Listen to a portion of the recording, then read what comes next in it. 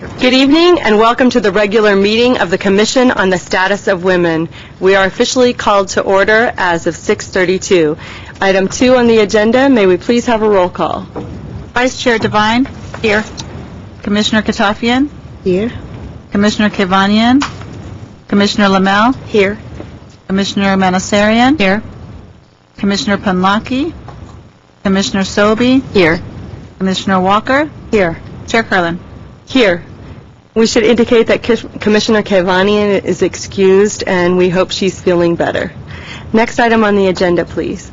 Is a brief report regarding the posting of the agenda. The agenda for the September 8th, 2008 meeting of the Commission was posted on the bulletin board outside of City Hall on or before September 5th, 2008.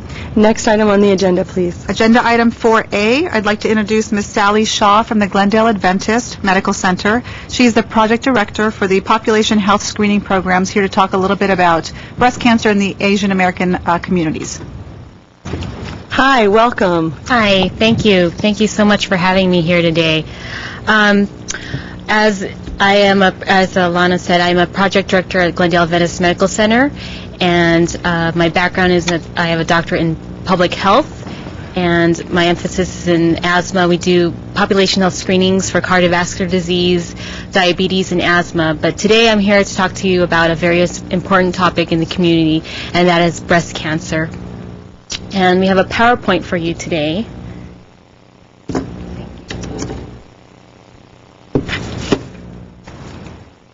So I'd like to make this an interactive presentation, and I want to test your knowledge on what you know about breast cancer. So the first slide, they're all true and false, and feel free to shout out the answer. 1 in 8 women will be diagnosed with breast cancer within their lifetime. True or false? True. True. Absolutely. This risk applies to women who are age 45 and younger, and age is a significant risk factor for breast cancer. So the risk changes as you get older. Women who are age 55 and older, the risk changes to 2 out of 3 women. So as I said again, age is a major risk factor for breast cancer. True or false, smoking is associated with an increased cancer risk. Yes. True. Absolutely true. Similar to the risk for cardiovascular disease, lung cancer, smoking has been found to be associated with breast cancer as well. True or false, men cannot get breast cancer? False. False. Men can get breast cancer. Approximately 1% of the male population do indeed get breast cancer. True or false, you should start mammogram screening at age 40, then every year thereafter? True. True. The American Cancer Society recommends that women who are age 40 and older receive yearly mammograms as well as a clinical breast exam by their healthcare provider. Women who are in their 20s and 30s should have a clinical breast exam as part of their annual physical every 3 years. And women in their 20s, in the recent past, there has been a lot of news about breast self-exams and whether it's necessary or not. And the American Cancer Society recommends that it should be optional. The reason why we recommend that breast self-exams be done on a monthly basis is you get to know how your breasts feel normally, how they look normally, and if you do it on a monthly basis, you're able to detect earlier or more easily, any breast changes. And if there's any significant breast changes, you should talk to your doctor about those changes, as well as the proper technique on doing breast self-exams. Not all changes in the breast are cancerous, but you should always talk to your doctor nonetheless. Women at increased risk, especially women who have a family history, a mother with breast cancer, sister with breast cancer. There's also been genes that are linked to breast cancer, so women who have a genetic tendency is also at increased risk. Women who have had breast cancer in the past are in the group of increased risk. These women should talk to their healthcare providers about doing mammogram screenings earlier, more frequent screenings or more frequent exams, as well as additional diagnostic tests such as a breast ultrasound or an MRI. Now let's test your knowledge about what you know about breast cancer in the Asian American community. True or false, cancer is the leading cause of death among Asian Americans. This is true. Heart disease is the leading cause of death for Caucasians, Latinos, and African Americans. For Asian Americans, it's cancer. Heart disease is second in the leading cause of death. When Asian women migrate to the United States, their breast cancer risk increases up to 80%. This is true.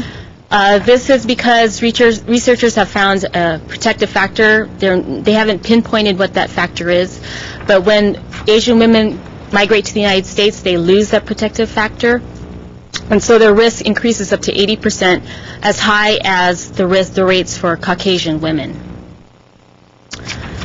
True or false? This is the last question. More Filipinos die from breast cancer every year than any other Asian American group. Unfortunately, this is true. Wow. This has to do with the acculturation into America. It's found more with Filipino women after menopause. Their risk for obesity increases, their risk for breast cancer increases. It's the westernized diet. So many factors play into this increase in deaths among the Filipinos for breast cancer. I'd like to turn now to a picture on the screen. This is a dear friend of mine. Her name is Alva Maria Organza. She was born on November 18, and forgive me, the date of her birth is incorrect on the screen. And she died not too long ago on June 18th, 2008. Less than 2 years of being diagnosed with stage 4 breast cancer. She was only 35 years old, and she was a very compassionate person. Breast cancer doesn't discriminate, obviously. She is a Filipina, and she worked for the state of California, the Employment Development Department, for over 5 years, and she loved what she was born to do, is to help people. And so because of her tragic death, and knowing that the statistic of Filipinos having the highest death rate from breast cancer, I'm organizing the first ever Filipino Breast Cancer Awareness Day to take place. It possibly could be the first ever in Southern California or even the United States.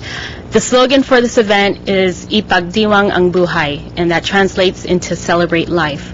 So the purpose of this event is to inform, to provide education, to empower the community to take charge of their breast health. This is a free community event. It will take place on Sunday, October 5th, 2008, from 11 to 2 o'clock here at the Eagle Rock Plaza. There's a large Filipino population in Eagle Rock, as well as the neighboring communities, Glendale, Highland Park, LaSalle Park. The lower level of the Eagle Rock Plaza, right in front of Seafood City Supermarket. The address is 2700 Colorado Boulevard in Eagle Rock. Many activities will be taking place, including self-breast exam demonstrations. Nurses from the Glendale Adventist Medical Center will be on hand with breast models, so they'll be demonstrating the proper technique for self-breast exams. The American Cancer Society will be on hand to distribute as well as answer questions about breast cancer and provide other resources. The comprehensive community health centers will be present to give referrals to screenings as well as medical care. We'll also be holding a raffle for door prizes. The top prize so far is 2 nights at the Anaheim Hilton, which is walking distance from the Disneyland theme park, so that would be an exciting prize. This event would not have been possible without the kindness and generosity and support of the people listed on the screen, these partners, the friends and family, of course, of Alva Maria Organza, the Glendale Adventist Medical Center, American Cancer Society, Kiwanis of Verdugo Hills. Their logos somehow disappeared from the PowerPoint. Kiwanis Club of Verdugo Hills, Alaska Cargo, as well as a number of organizations listed there, including the Glendale Commission on the Status. I'd also like to bring to your attention October's Breast Cancer Awareness Month, and that's why we chose October 5th for this Awareness Day. But Glendale Adventist Medical Center is also hosting several other events. On September 27th through 28th is the American Cancer Society's Relay for Life. This will be taking place at the Shoal Canyon.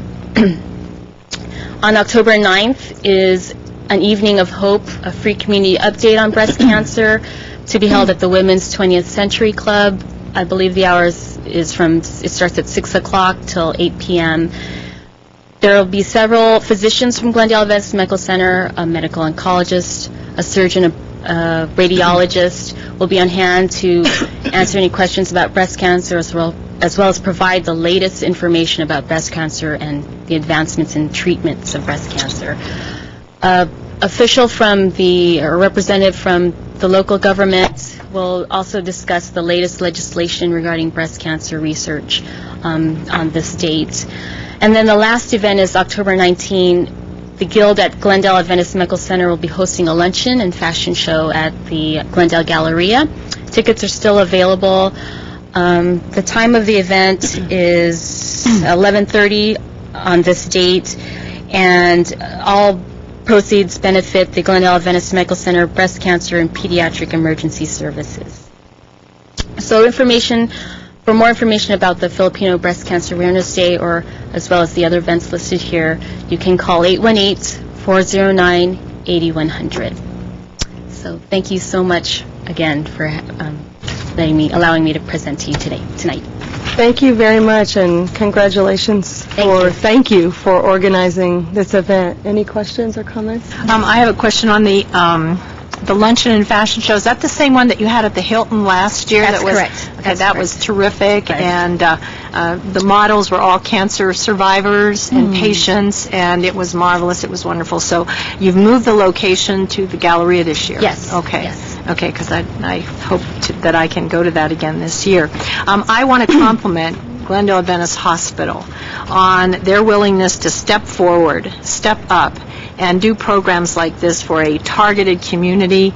I know their oncology department and the support groups are fabulous, and Melina Thorpe does a wonderful job with the women. You have a positive image there. You have the fitness program now is in place, which is yoga program. It's wonderful. So thank you, and it's wonderful what you do. Thank you very much.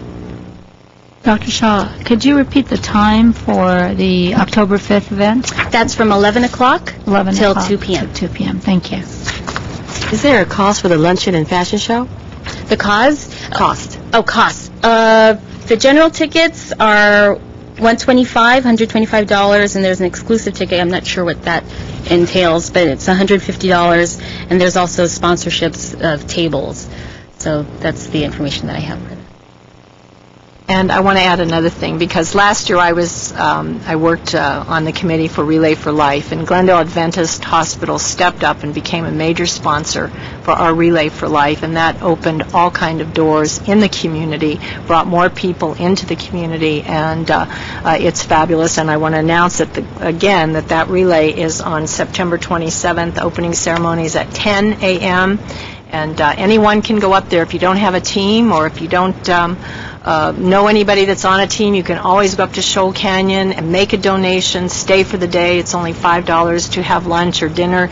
Come up at 9 p.m. for the Luminarius. It's a fabulous event, and Glendale Adventist has really been a big supporter of Thank that. you. And may I add to that, the Luminarius, I heard, was a very moving event where they have luminarias for people, survivors of breast cancer, or as well as those who have passed from breast cancer, and it's just very touching to watch. It's a beautiful ceremony. 9 p.m. I keep saying a.m. 9 p.m. It's at night. It is at night. Yes. I'll see you there. I will be there. Thank you so much. And I just really want to congratulate Sally, Dr. Shaw, for a wonderful job coordinating this, especially for the Phil-Am community. And I know that she's really done kind of single-handedly on her own, trying to organize this. And the Filipino American Business Association of Glendale is really privileged to work with her in promoting this. And I believe she's also going to be on Channel 18, right? Yes, it's a Filipino channel, Yes. or actually not the channel, but the program is called Kababayan LA, and it's geared towards the Filipino community, and it's supposedly a live showing, so I'm pretty nervous about that. But I'll be able to promote this event more to the Filipino community and raise awareness about this event. Exactly. Great. And information is also posted on the FABAG website, www.fabag.org. I think that that'll be televised on September 24th, but I'm not. Mhm. Well, you did really well tonight, so you don't have to. Yes. Thank you. Practice. Anyone else? Okay, thank you so much. Oh, Oh, I wait, think- we have one more. Did you have any lectures on especially statistical information regarding all these items you were just presenting? There's no lectures, especially the Filipino portion of it, but Filipino and, all women. All they types of- are yeah. having a, I'm not quite sure if it's a radio or a lecture, a radio program or a lecture. Every Monday in October, a physician will be talking about breast cancer. Forgive me, I don't have all the information about that, but again, you can call that number 409-8100. Last number, 409. Yes, and they'll probably provide more information about it. Thank you. Thank you. Okay. This brings us to the next item on our agenda, item 4B, Ms. Ileana Giestman from the Giestman Foundation. Welcome. Well, thank you so much, Chair Curlin, Commissioners, staff. Thank you so much for inviting me and giving the Foundation a voice in the community. The Desi Giestman Foundation was named after my daughter, Desi Giestman, and I'm the founder along with the board of directors, and Paula is one of the board. And this community is amazing. Glendale, thanks to the support that we've received, we've been around now almost 10 years. Next year it'll be 10 years for the foundation. And I don't know if some of you know the story a little bit, but Desi was an athlete. She went to Monte Vista up in La Crescenta. We have 4 children, and one day we heard the word cancer in our family, and we ended up at City of Hope, a wonderful facility in Duarte, and at City of Hope, we were there for 2 years, was her cancer journey. And during that time, we realized how many families didn't have the wonderful support system that we had. People came together in our community and brought us dinners, took our other kids to activities, tried to keep our life as normal as possible. And then those friends and family that helped us joined together with the idea, and actually it was Desi's idea. She was a little girl. She didn't call it a foundation, but she says, "Mom, let's help the other families." And that's exactly what we did. We formed a foundation that would directly help families financially and emotionally. And the way we do that is we receive referrals. We don't pick the families. We work with the social workers, and the social workers decide which family is in the most need. And sometimes it's a middle-class family, sometimes it's a low-income family, and many times it's mothers and single parents. Sometimes it's dads, but our goal is to improve the quality of life. And it's not a continuous care or a continuous help. It's an emergency aid. It's just to get them over a really hard period of time. Sometimes we pay rent. Sometimes we pay utilities for a family. Sometimes it's a wish. Sometimes it may not be a big wish because we're not like the Make-A-Wish Foundation. They're a wonderful organization.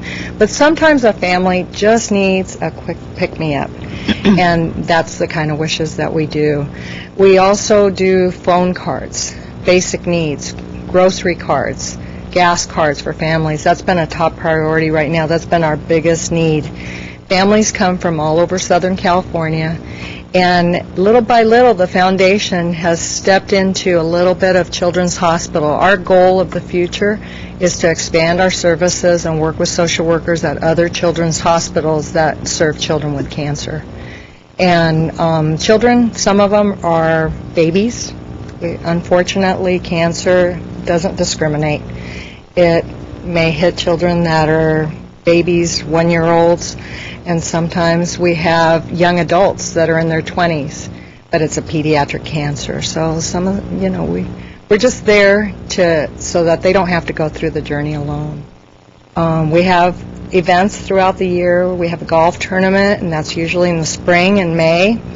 And then we have an event coming up in October, and that is our biggest event of the year. It's a celebrity event. It's going to be at the Sheraton Universal on October 11th, and this event is to bring awareness to pediatric cancer, but mainly to raise funds. That's what we need to do, because the requests, especially now with these economic times, the requests are rising, and there's a lot of families in need.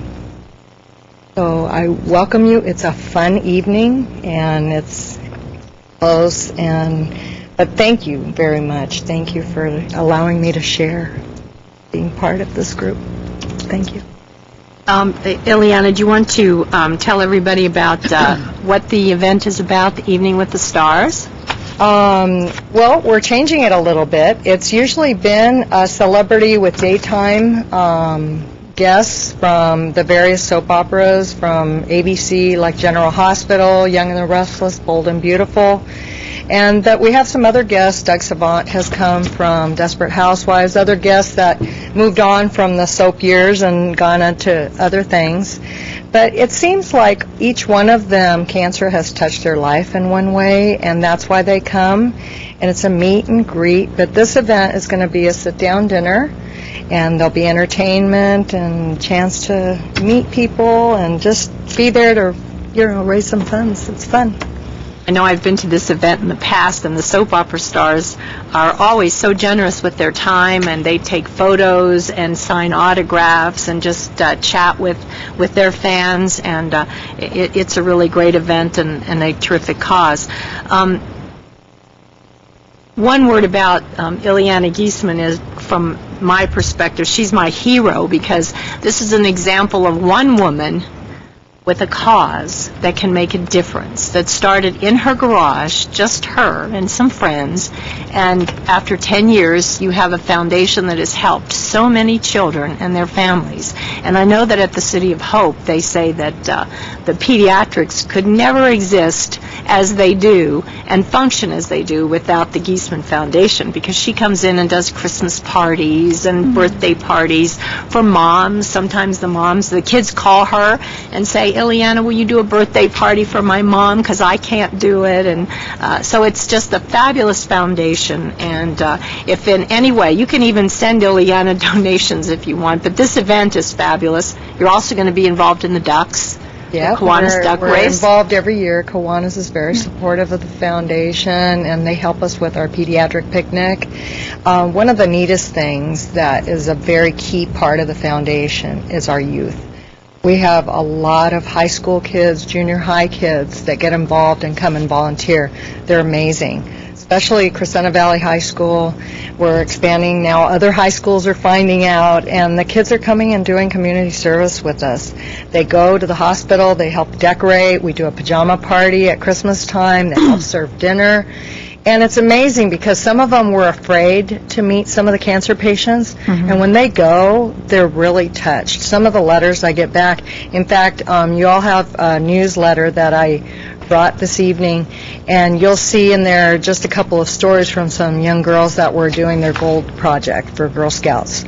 And just, I have the privilege of working with some of the most amazing young people, so it's really exciting. And some of the girls that help you played soccer with Desi when she was there. And some of them, that's what's neat, is that they're coming back and they remember. I played in the Soccer Fest when we had Soccer Fest up at the Glendale Sports Complex, and they were little at that time. Now they're in high school, and they go, oh, I want to come volunteer. So it's really exciting.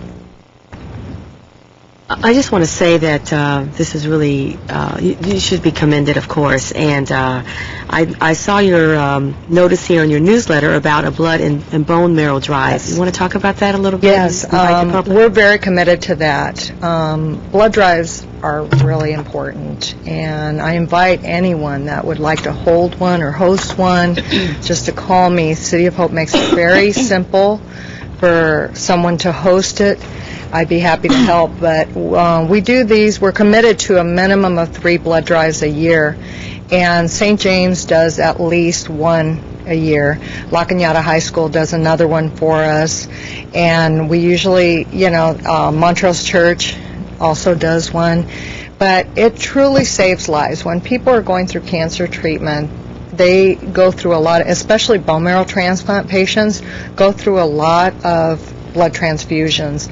And the screening process has become very it's very hard nowadays to find people, that aren't full of tattoos or, took trips or, have piercings that, and we really need blood products. I mean, without them, it literally saves lives. And I remember when Desi went through transplant, she must have received hundreds of designated blood donor donations.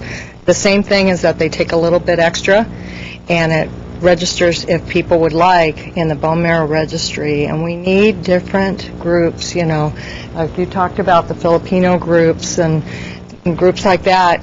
It's really important that we get people to sign up for the registry because, people really need it.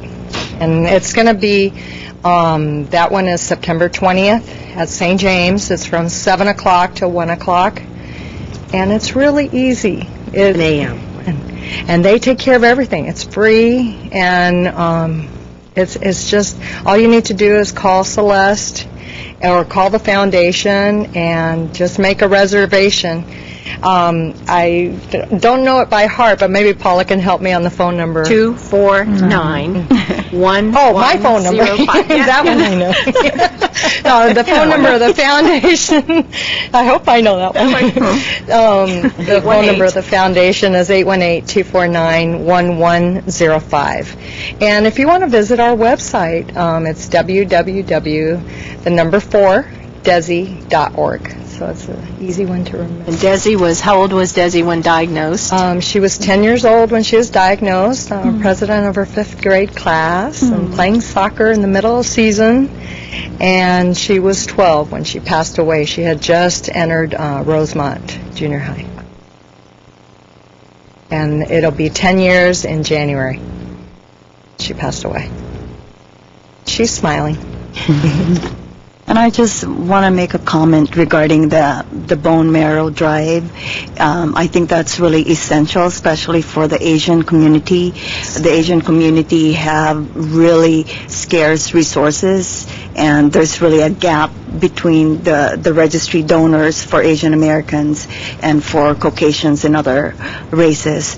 And perhaps Dr. Shaw is here. Maybe we can do something during the Filipino American Breast Cancer Awareness. We can do a drive. One of the partners that we have for FABAG, or Filipino American Business Association, is the Asians for Bone Marrow. And what they do is that they set up everything and just designate a time and place. So that's a good resource also to help with this project. It is really important. We've met, I know of 2 children right off the bat that really have had to fight for their lives, and it was very hard to find them a match. And they were Asian American, and it's just very important. And it's really so sad. We get emails from, our colleagues and friends, and they're desperately looking for bone marrow match for their little child. And then, the next email says that the child passed away because they didn't find a match. So it does happen. It does, and that's the hard part.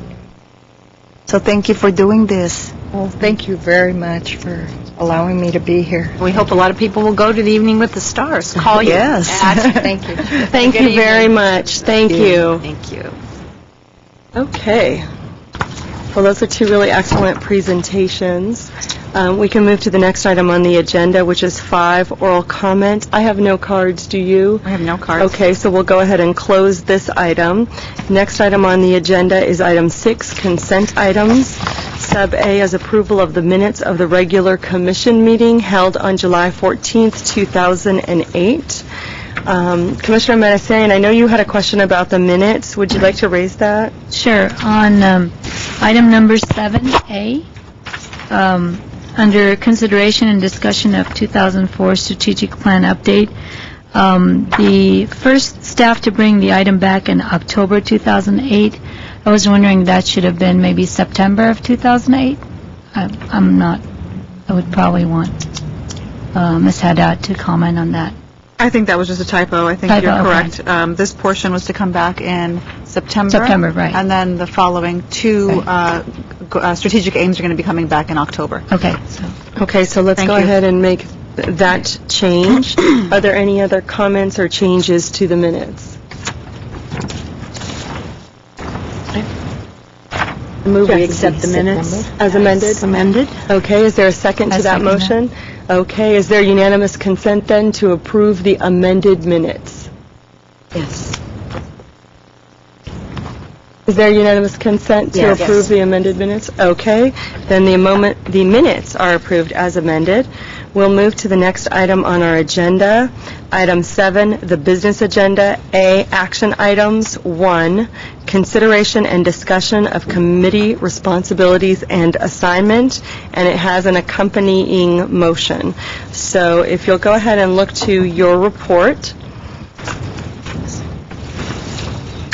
Unless anyone has questions or comments on it, we can probably direct our attention to page 3.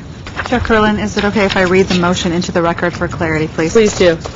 With the motion for, this item is a motion appointing project assignment leads for October 2008 through 2009. And that helps guide us. So if we go to page 3 and we see the chart, we can start seeing who is interested in what assignments so that we can get those started for our assignment year, October through October. I did speak with Ms. Varpetian before the meeting about policy, program, and planning, and she had a comment about the notation. In the past, that committee had been made up of the chair, the vice chair, and another person. And I don't think it was because they were the chair and the vice chair necessarily. It's just that those were sort of traditionally the most active people in the commission and at directing sort of the policy and other issues to be taken up by the commission. We had indicated here it would be the chair, the vice chair, and up to 2 appointed members. However, Ms. Varpetian has indicated that that makeup would constitute a de facto commission. And so that would not be the optimum way to compose that committee. It would be better composed of the chair, the vice chair, and 1 additional voting commissioner, although we're free to add other members of the community as well as student commissioners, since they are not voting commissioners. So that would be an alternate, a suggested way to comprise it rather than the chair, the vice chair, and 2 appointed members, since we wouldn't want that committee sitting as a commission. Okay, does anyone have any questions? Is that clear, or would you like to have Ms. Varpetian comment further? That would, excuse me, that would constitute a quorum, right? That's correct, and that's what you're trying to avoid. Yeah. So maybe we should just start at the top and go down if everyone's had a chance to look at it. The HANDS project really didn't need any commissioner. We have that sort of nailed down to a science. So Ms. Haddad works with the school. She has a strong relationship there and a liaison with whom to work, and she knows what supplies to order and then can just bring that to us for our approval. So we decided that we didn't want to assign us to tasks that really didn't, since we're a working commission, that don't really need us to do substantive work. So the next one, and a huge task this is our Jewels of Glendale, which will again be in March 2009, and it's about time. We've already done some preliminary planning in terms of discussing venues and possible speakers, but it's time to start nailing those things down and getting that going, because it'll soon be time to send out our solicitation letters and sponsorship packages. So does anyone have an interest in being the lead? And what we did last year, which I think worked pretty well, is probably for next month, there's an assignment sheet, and everyone has a Jules assignment because we all do it, which is why it says our full committee. But we do need someone to spearhead that and be the lead. So is there any interest amongst anyone on the commission? Marie and I can be co-chairs. Okay. Yes. Commissioner Lamel. Okay. Yes, I would be interested. Okay, very good. Then let's put you down. And then what we can do is Ms. Haddad can bring you up to speed with where we're at in terms of venue and speakers, and then you can take it from there, and the key then is we'll probably agendize you for a regular each meeting to give a presentation as to the status and to bring those action items that require our approval back to us each month, probably starting next month if that's okay. Okay. The next event is Gathering of Sisters. I don't know if anyone has any questions about what that was. It was probably 3 years ago, 2005, October 2005. 2005, that we did a very successful event, but we were sort of brand new, and it was at Pacific Pac Ed Community Center, which was sort of an off-the-beaten-path location for the type of event that we were doing.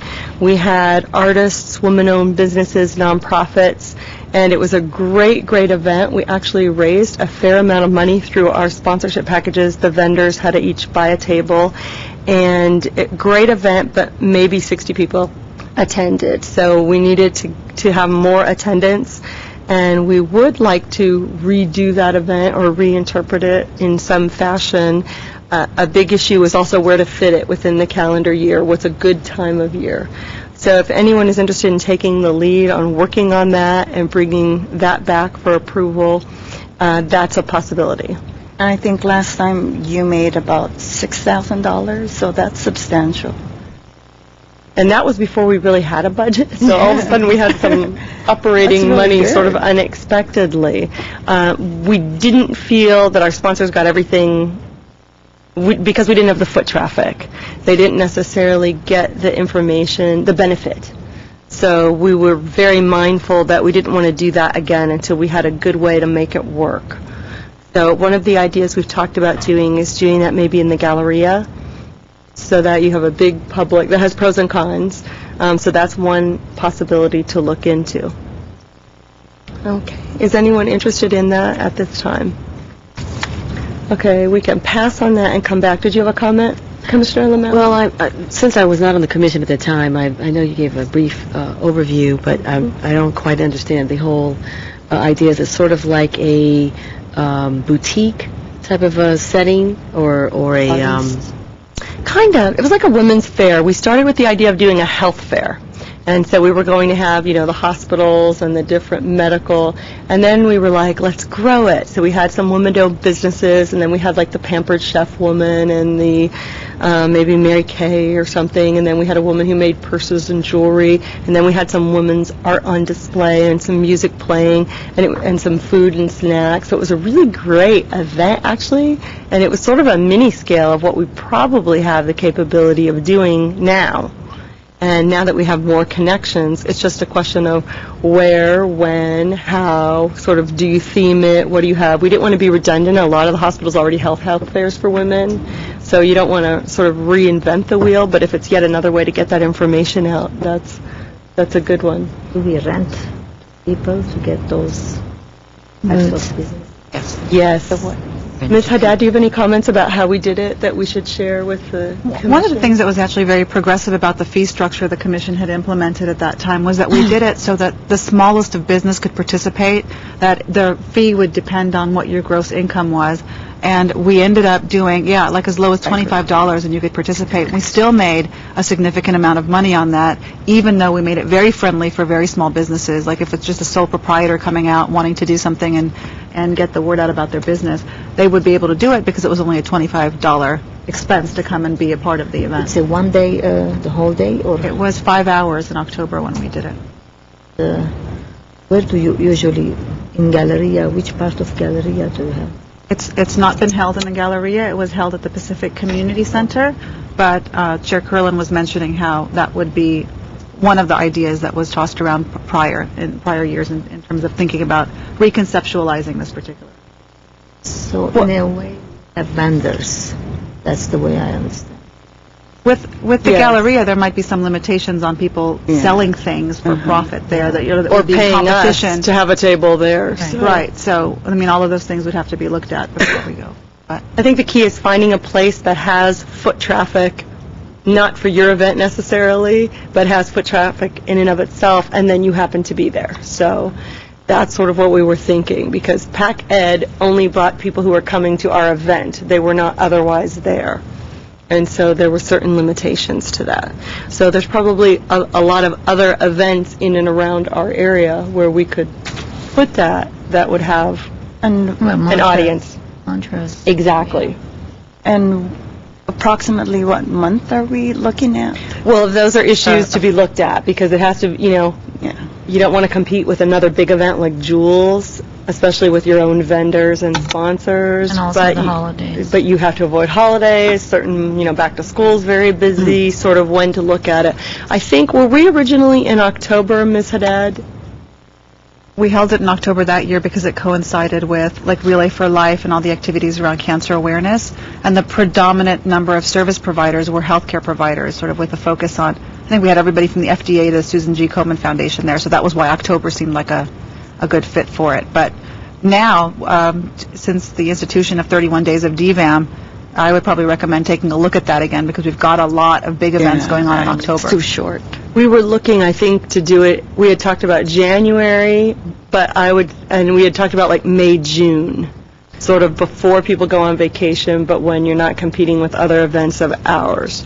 So this would come back as a 2009 possible event, if someone wants to work with staff on that. So I can work with the chair, whoever wants to be chair.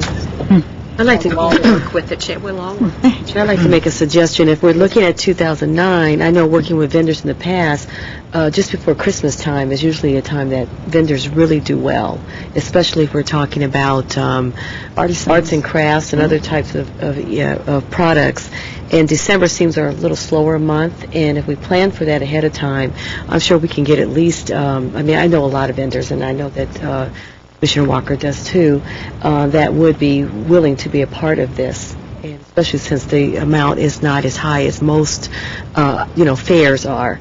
And if we can continue to promote it every month, and maybe have an application process online, and then we just start to just get it out there, and then it will be much easier just to coordinate logistically of where and that type of thing by December of next year, if that seems to be the consensus of everyone here. I would like to be a part of that, and really not chair it, but help with bringing in the vendors. Good. And again, this is probably one of those events that if it gets going and gets scheduled, we probably will all have a task, because it will be a fairly big undertaking. So I appreciate your willingness to help with that. I think also partnering with several organizations like ABWA, American Business Women's Association, the 4U Network. There's, a lot of organizations who would be willing to participate. So I think our local chapter of Business and Professional Women had some of their members participate by getting tables. We were really promoting women-owned businesses and local women vendors. And I think you're right, there is something to be said for the holiday boutique where you can offer your wares. So that is a good possibility. We think of it as being busy, but also it has that other side to it. Okay.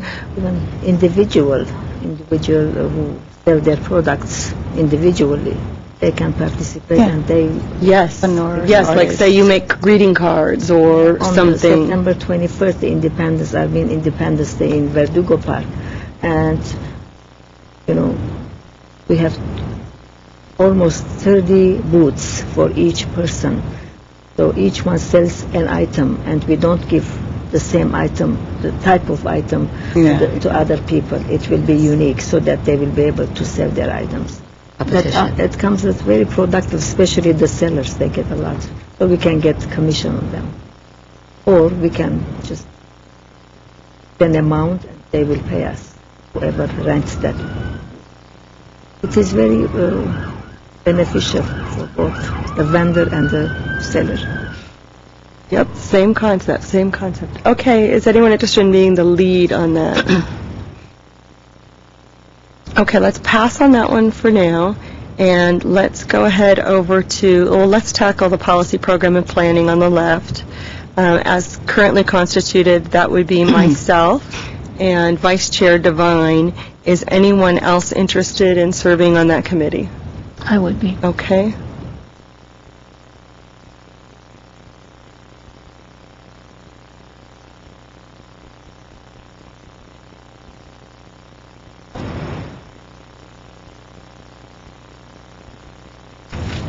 Okay. We have to the right then our public relations project lead. Does that appeal to anyone? The PR experts. I know we have a couple. I can do that one. I think that was mine last year. I'll take that one again. Okay. I'll work with Commissioner Devine. Okay. And I can help out on that, too. Okay, good. That takes a lot, so Sure. any way we can brainstorm and get the word out is good. Okay, our salon series, these would be things like working on Ready, Set, Vote, the Women at the Table, which we said we would like to do again, our dollars and cents, or incorporating any new salons with our focus area for 2009 of women's health. We should no doubt have some specific on-point programs for that, so we would have to look at what type of program, where, what venue, and then bringing it to the commission for approval. And that person would work, obviously, with Ms. Haddad on what's the best place and venue and place in the schedule for that. Is anyone interested in being the salon lead? Some of them, like Ready, Set, Vote, Women at the Table, and Dollars and Cents, kind of are easy to do because now we have the template, we have the month, we know who we partner with, we know about how much money we need for food. So the focus would probably be really on how to integrate newer salon presentations into the schedule and what they would be. Is anyone interested in that? Okay, let's take a pass on that one for right now. With respect to Sex Assault Awareness Month and Domestic Violence Awareness Month, I did this the last couple years, and we had them collapse together. But now that we're sort of trying to grow the month of activities and the month of activities, we thought we might explore, and we have some new commissioners, so we separated them to see if those had any interest. We could separate them out and work individually. Basically what I would do is all year long, as I saw anything that happened with domestic violence in our community, any of the homicides, any of the activities that are related or people working in the field, I just made a folder and threw everything in, and then Lana and I talk about what would be the realistic things that we could produce in our city in partnership with our service provider that are doable, and we sort of would go through the folder and pick those activities. So it's just being sort of aware all year long of the ideas. Like when I saw Nomi Ackerman, I was at something else when I saw her speak, and I said, hey, that would be great for October. So we were able to make that happen. So does anyone have an interest in either of these Sex Assault Awareness or Domestic Violence Awareness Month activities? Okay, you can go ahead and put me down to continue to work on both of those. And if anyone else is interested, I'm happy to work with someone. Okay. Chair Kerlin? Yes. Yeah. Going back to the Gathering of Sisters, I'll volunteer for that. Okay, good. No, I'll do the salon series. Okay, very I was good. thinking about that. Okay, good. Okay, Anjali, do you see anything that you'd be interested in working on? Is it this Gathering of Sisters? Gathering, yes. Does that appeal to you? Gathering of Sisters. Okay. Okay, we'll put you down for that. And anyone else? Speak now or forever hold your... And, this is flexible. If you find that something isn't working for you or you're not having any ideas, that's okay. Come back to the table and we'll all work together or brainstorm or see what the progress is. This doesn't have to be set in stone. If it turns out your interest changes, just, better to let us know so we can do some reassignment midstream. Okay, any other questions or comments? Okay, then we would need a motion to ratify the appointments as they've been set forward. I so move. Is there a second? I second. Okay. Is there unanimous consent then to ratify the appointments that we have just set forward? Yes. Okay. Is any further clarity needed, or is that sufficient? Okay. Thank you. Very good. That's a huge task, so thank everyone for stepping up to the plate. Okay. Our next report is 7A2, consideration and discussion for revision of the 2004 strategic plan update, the section on policy and program development. Sub A is the motion providing direction to staff for the update of the 2004 strategic plan, policy and program development. Ms. Haddad, how would you like to tackle this? I think, first and foremost, just to put out what staff is seeking from the commission right now. We are looking to have the commission appoint a task lead. It could be somebody from within the policy and program committee who would like to take the lead on the strategic planning effort. So work very closely with staff on the revisions that need to be made for the report that's going to be coming back to the commission primarily. And then just to give a little bit of background, this commission published their initial strategic plan in January of 2005. The first planning session, strategic planning session, as noted in previous meetings, happened in March of 2004. And the initial draft took until November of 2004 to be completed because it's not a linear process. This thing comes back and forth, and there's multiple iterations of the report and fine-tuning until you get to a report that is like the Constitution, both general and specific enough to be of service for a long time and not exclude things that can come up, but also specific enough to create a discrete focus for the Commission to be able to define areas in which you can do work and be useful and still remain focused so that you're not spread out everywhere in the work that you're doing, because the tasks that really face the Commission are so wide-ranging and they really address every single aspect of life. So there's no way to be effective if you're trying to work like that. So the Commission, I think, in 2004 did a great job of finding areas that they could do material work to affect people directly in their lives, both on a policy level and on a programmatic level, to fulfill the directives that Council laid out before the Commission, and also the more definition of the task that the Commission itself laid out for itself. So in that end, just to briefly give a nutshell version of what Council's directions were, initially to assess and evaluate the needs and issues of the women in the city, as to inform the City Council, city departments and divisions, as well as community agencies and organizations of the needs and issues that face women in our community, to recommend programs and or legislation to City Council which promote and ensure equal rights and opportunities to and for women in the city, to promote education on issues regarding matters that involve the needs of women, and to prepare and disseminate such information to the community, to provide outreach information and education to empower women to achieve self-sufficiency and self-esteem, to maintain an active liaison with groups, organizations, agencies, and individuals in the community with regards to issues that are related to women, and then also to perform the other duties that may be imposed upon the Commission by the City Council by ordinance or resolution, or in fact by request, when the mayor, for example, requested your feedback on the transitional housing. That was a direct request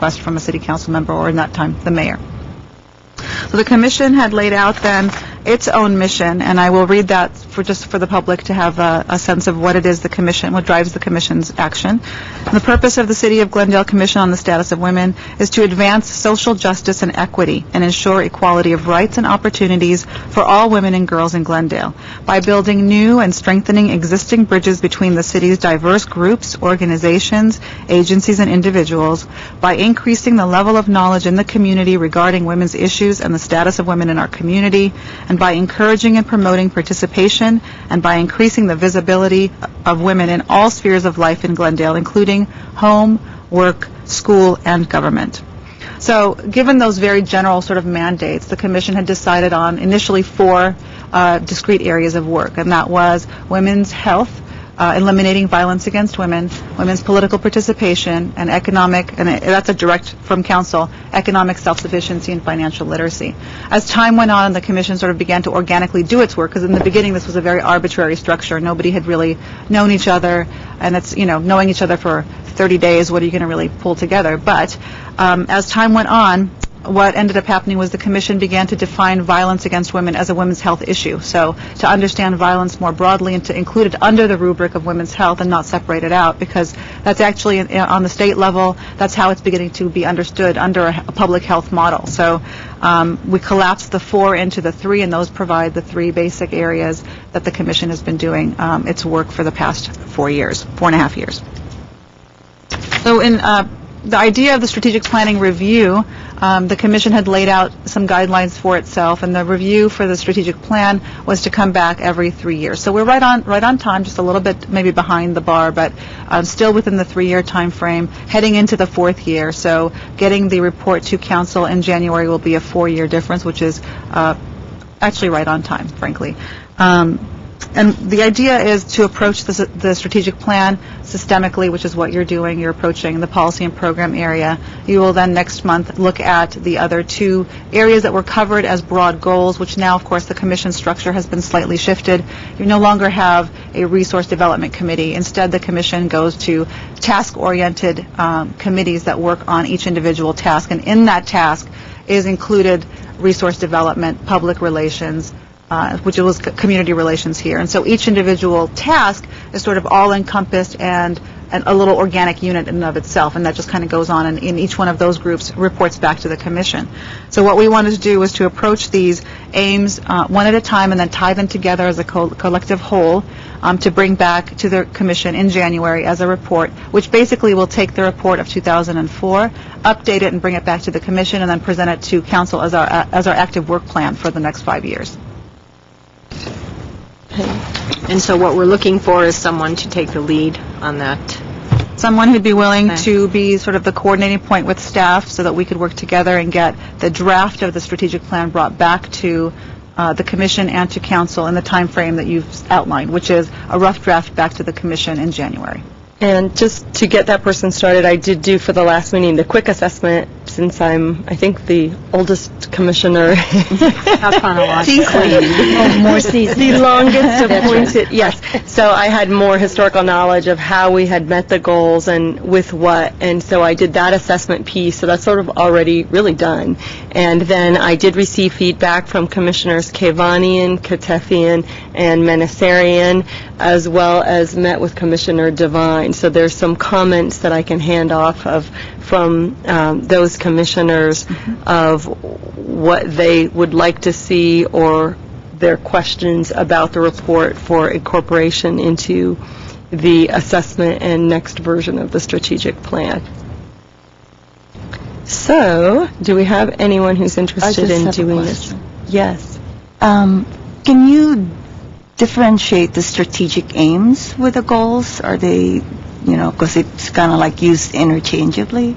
Oh, it's actually not used interchangeably. The aims are the 4 high-level goals. So what the initial one in the beginning was strategic planning, policy and program, community relations, and then also resource development. So we were looking at funding, getting out into the community, developing the policies and programs of the commission, and then finding out a framework to pop it into. The goals are not used the same as the aims. The aims were those very high-level ones. The goals underneath the aims were the higher-level ideas to fulfill the aims. So under, for example, policy and program, there's an education component mandated by council. Underneath those goals then would be the activities that the commission would do to fulfill that goal, which would fulfill the aim. So the stratification is sort of aim, goal, activity. But you did mention that aims are higher goals, so... Higher level goals, sure. That feed into the vision of the commission, which, should I read that out loud? Do you think, would that be helpful? You already, The vision was something different, though, actually. They decided on a vision of what Glendale would look like when the commission's work was finished. So that would be a community that's free of violence, for example, or... That's aspired state.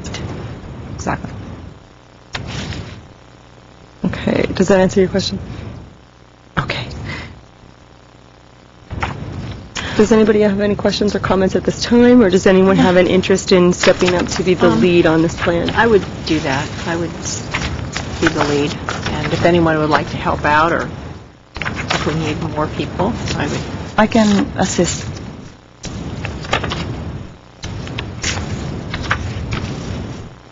I just have a question also in terms of the process.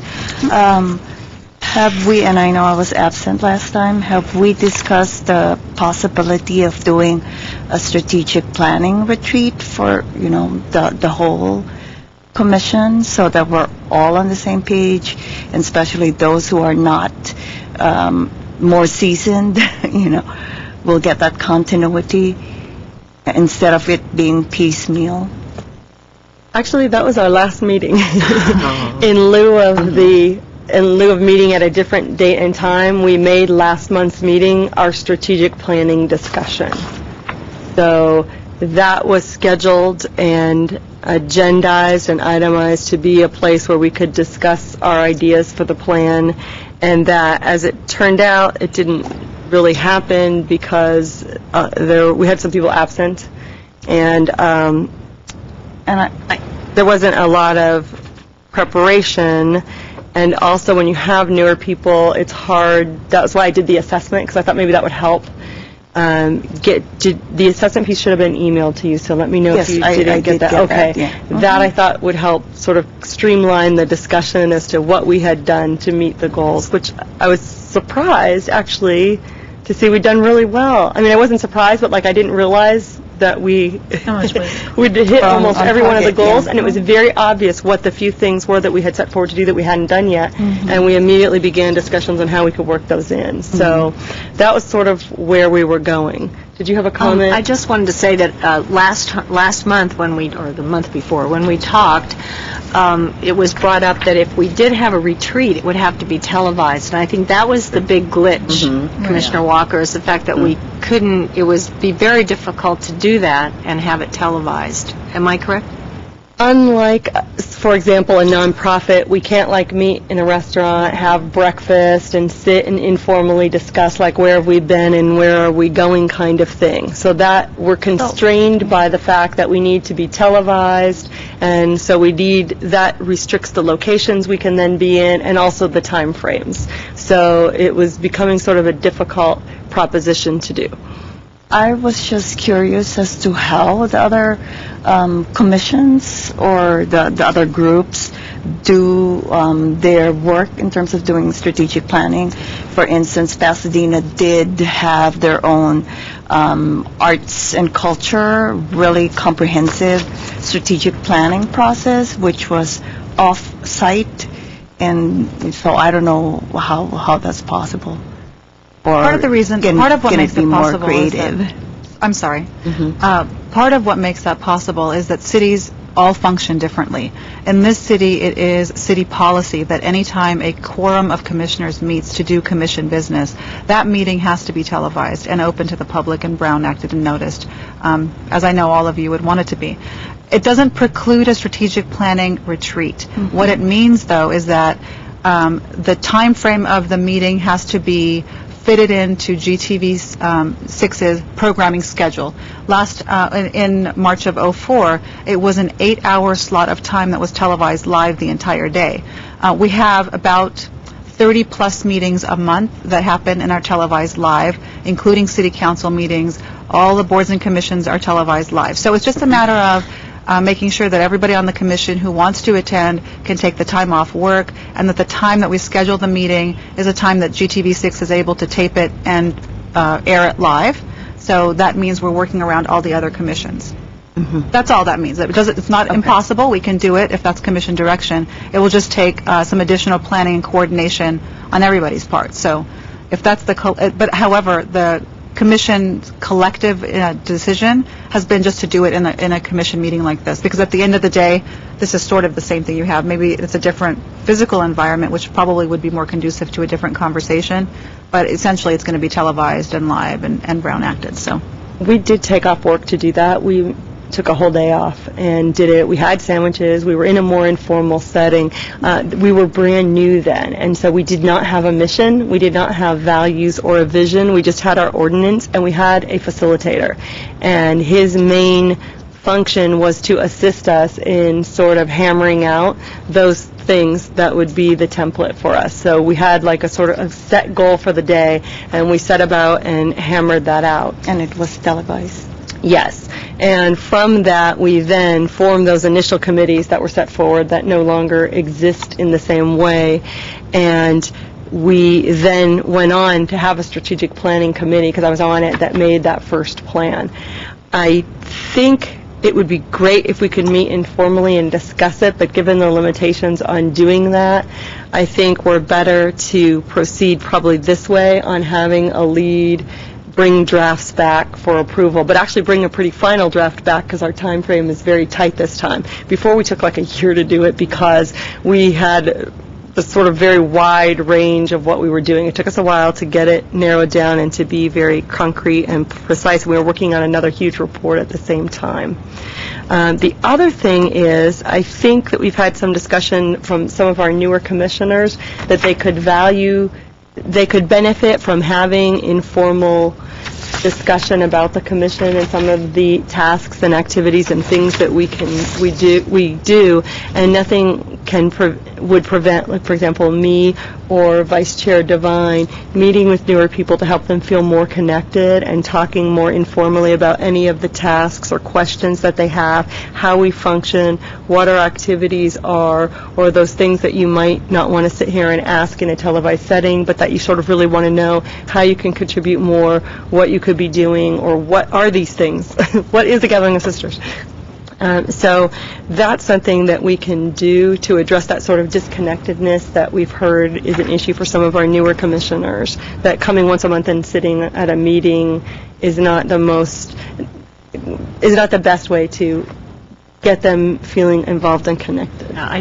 If I can add something, I remember when I first became a part of the commission, was appointed, and the first thing that I did was jump in and get on some of these committees, and I think that's the best way of becoming versed at what we're doing and know exactly what our policies, our programs are, be a part of those committees. And I think if everyone did that, then I think part of the problem would be solved.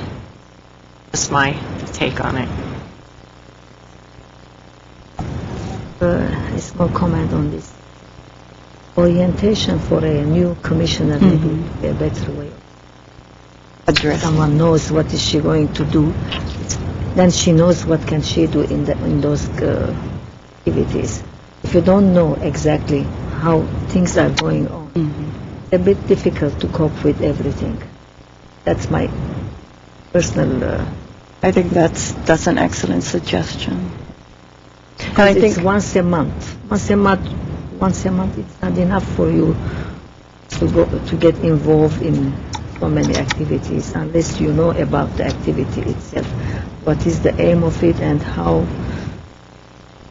many people are involved in it, and if we have any lead worker, or if we have to do things together, and then each one has the time and the ability for that special activity get involved and get more result.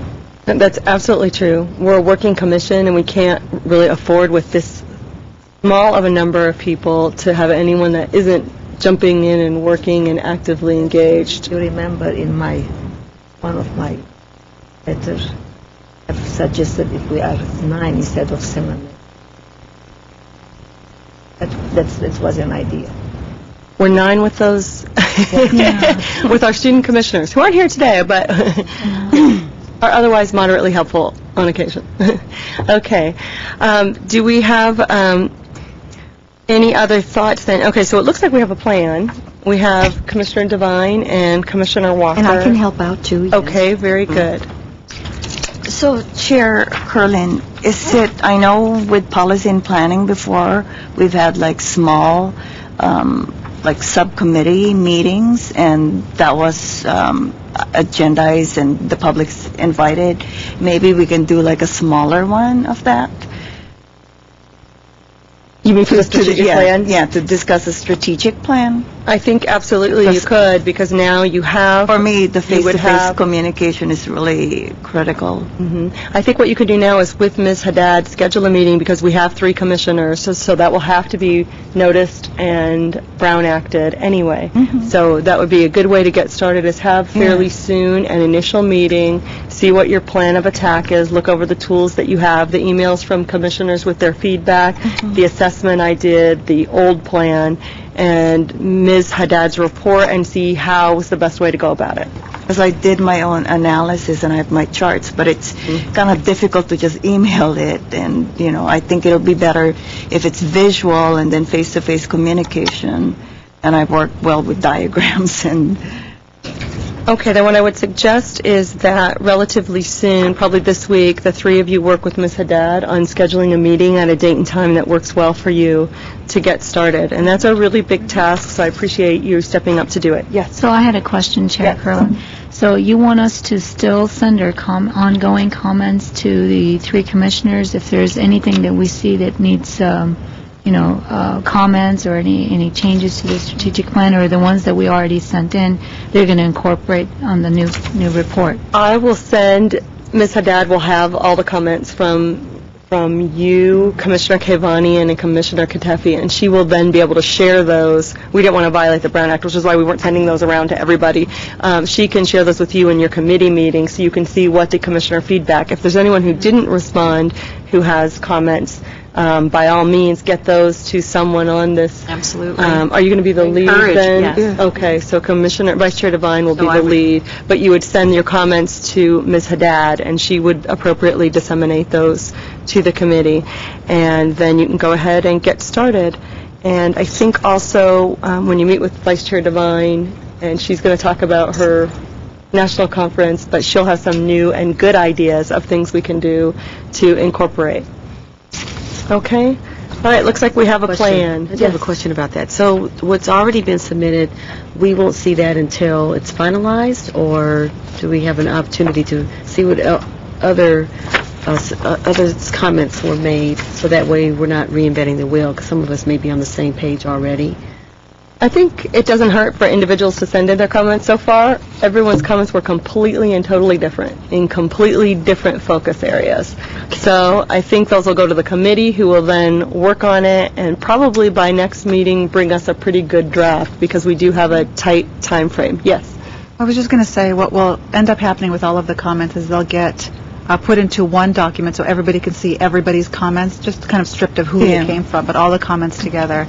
The ones that are redundant, we can make a note that we received 3 or 4 of the same kind of comments, so that we know there's some sort of issue or need to pay attention to this particular question. So, and then every committee, no matter what your work plan will be, will always come back to the commission, because everything is contingent upon commission approval.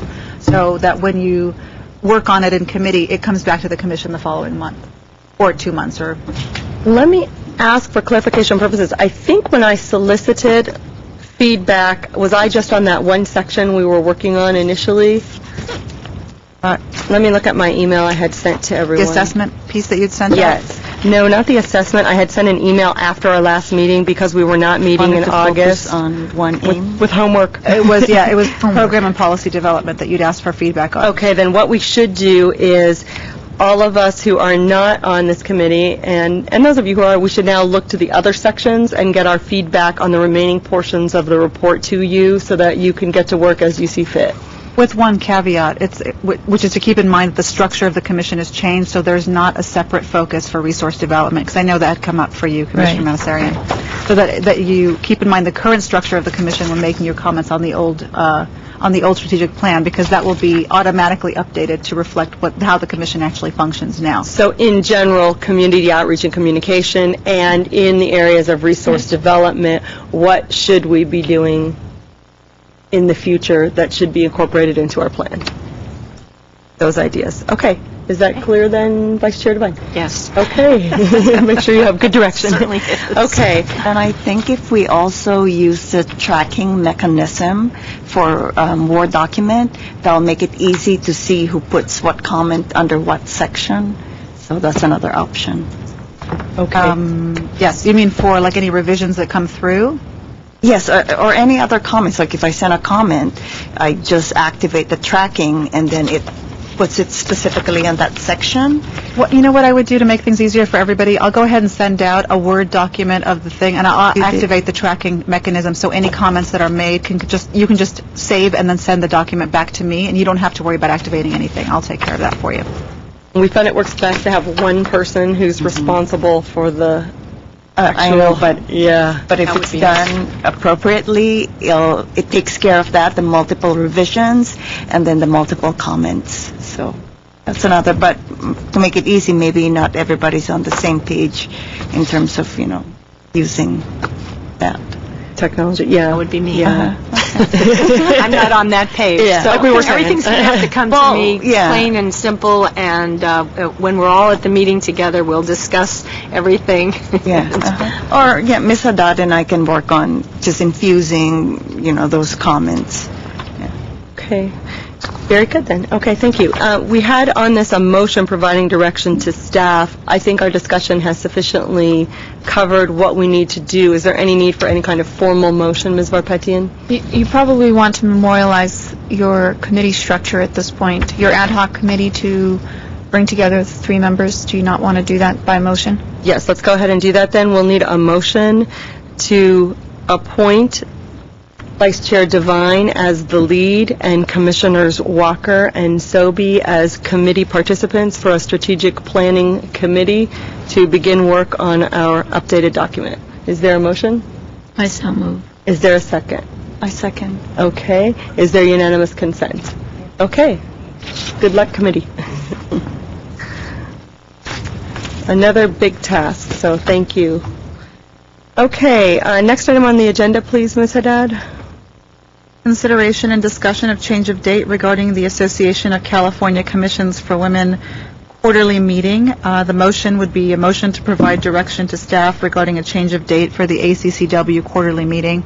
In discussing with legal, actually, we'd need a motion to rescind the direction that was given at the June 2006 meeting to host the ACCW, and then a new motion for whatever direction is given today from the commission. Okay, well, looks like... May I just clarify that? I think we're just Yes. looking for a motion to amend the prior action. Okay, that sounds simpler. Even better. Streamline. Okay, it looks like they had an error as to location, and so February is actually in Northern California, which we clearly won't be hosting. So the alternatives were November 2008. You can look at the really good chart that sets forward the pros. There are none, or the cons. There are several, and also staff recommends against that option. Or a good possible option would be to have the meeting in May of 2008.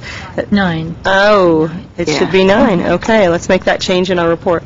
So that would coincide with Women's Leadership Month. It's after Jules, so it's not competing with any other event that we have.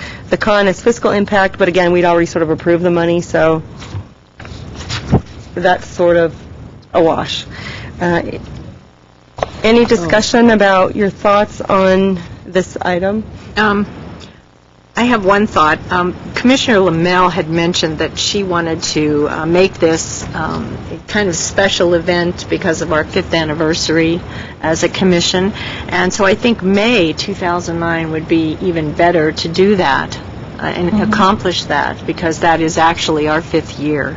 So I think that's another pro in the reasons to have it in May 2009. I would go along with that, yes. Yeah. Okay, so is there a motion then to amend our previous motion approving hosting of the ACCW meeting to change the host month from February of 2009 to May of 2009? Yes. I so move. Okay, so let's have Commissioner Walker moving, Vice Chair Devine seconding. Is there unanimous consent?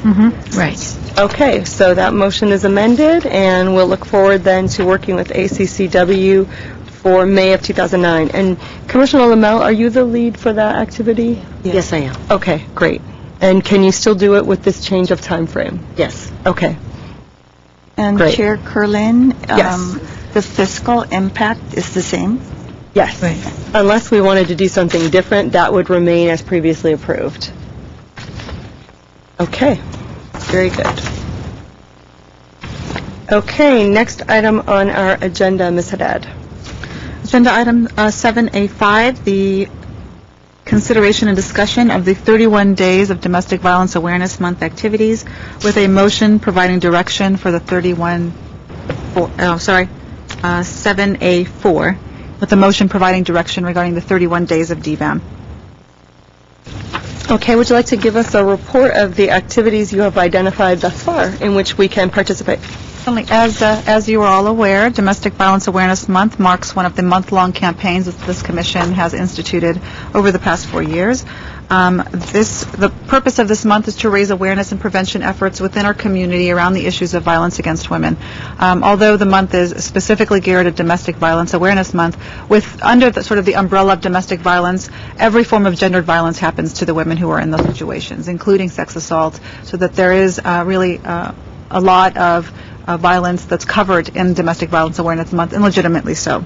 So, again, to raise awareness of domestic violence and the violence against women in the community, prevention efforts as well, to raise awareness of other community agencies and other local domestic violence awareness events that might be happening at the county level, state level, or even within our own city by different service organizations, to invite the public to events and activities that are related to the goals and to the Commission's core purposes, and then to offer practical tips and suggestions on easy ways that everybody could be a little bit more aware and a little bit friendlier, and maybe even offering some assistance to people who are in those situations.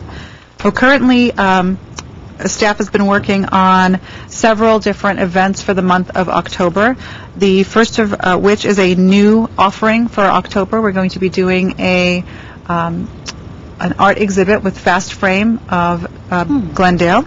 And Vicki McConnell and the Downtown Glendale Merchants Association has been very supportive in this effort, and we are having a opening artist reception on October 2nd, 2008 from 6 to 9 at Fast Frame.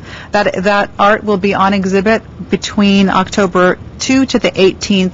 Possibly, actually, we're going to find out if we can have it displayed for the entire month. We're working with the Mount Washington Plein Air Group, some local artists in town, the Pasadena Society of Artists, so we've got some wonderful local resources. We've got visual arts, including painting. We've got ceramics, jewelry, so we've got a whole range of a wonderful production centered around the theme of art as healing. So not only healing as a victim, because the story doesn't stop at victimhood, it's really begins there, and I think can move on into places where you find women who are taking what could have been a really traumatizing experience, and often is, and turning it around and helping other women to get through the same situation. So taking their experiences and then healing, and then moving forward and helping other women heal and empower themselves. So that's a very kind of exciting angle of the story, especially with focus under the special focus of women's leadership, and I think this is one way that women show that leadership on a community level. The second item for the month is the Ready, Set, Vote voter educational panel, which will be happening October 9th from 6 to 8. That is going to be happening at, initially it was scheduled for 6:30, but it's actually 6 to 8 p.m. At Spar Heights Community Center. That event, after that is the October 12th Unity Fest. That's from 12 to 4 this year. The 13th is Monday. That's actually a commission meeting, and it was a typo. Okay. My apologies for that. And so it's supposed to be? The 12th, Sunday from 12 to 4 p.m. on Brand Boulevard. And then at this point, the final confirmed event is going to be the Candlelight Vigil with the Glendale YWCA Domestic Violence Project. That will be taking place from 6:30 to 8:30 p.m. at the Alex Theater forecourt. So should be a really beautiful location, and it's a little bit different. It's not going to be outside the YWCA, but we think it'll draw a lot of visibility to the event. We're going to have working with Shake Razarian over there, and we're doing the whole shoes and candles, so all the way outside on Brand Boulevard. It'll be lovely, and I think a good way of getting additional community attention to the event. Additionally, planning and negotiations are still happening for about 6 different events. So once those are nailed down, we'll be able to get them all on the flyer and get that information distributed out to the commission as well as on the website. So we'll be able to get some good attendance at the events that are being planned. Staff is actually seeking any specific direction from the commission with regards to anything that you'd like to see in particular for the month. Well, in looking over the possible additional events, the one that strikes me, first of all, is the panel discussion, which we had 2 years ago, I think it was, which was amazingly moving and such helpful information to everyone that was there, and I would certainly like to see something like that definitely occur, and maybe we could even do it that same evening somehow with the Candlelight Vigil. That was fantastic, and we also said after that we might want to have it filmed so we could show it on GTV6. It was that good. Do you need a motion to approve finances for filming that in the event that you're able to pull that together, since it might be scheduled prior to our next meeting, out of an abundance of caution? I believe the commission already allocated money for October, and I believe that there was money included for filming. If you'll just give me a minute to check my notes, I'll be right back. Sure. I didn't want us to be precluded, not realizing it's next month.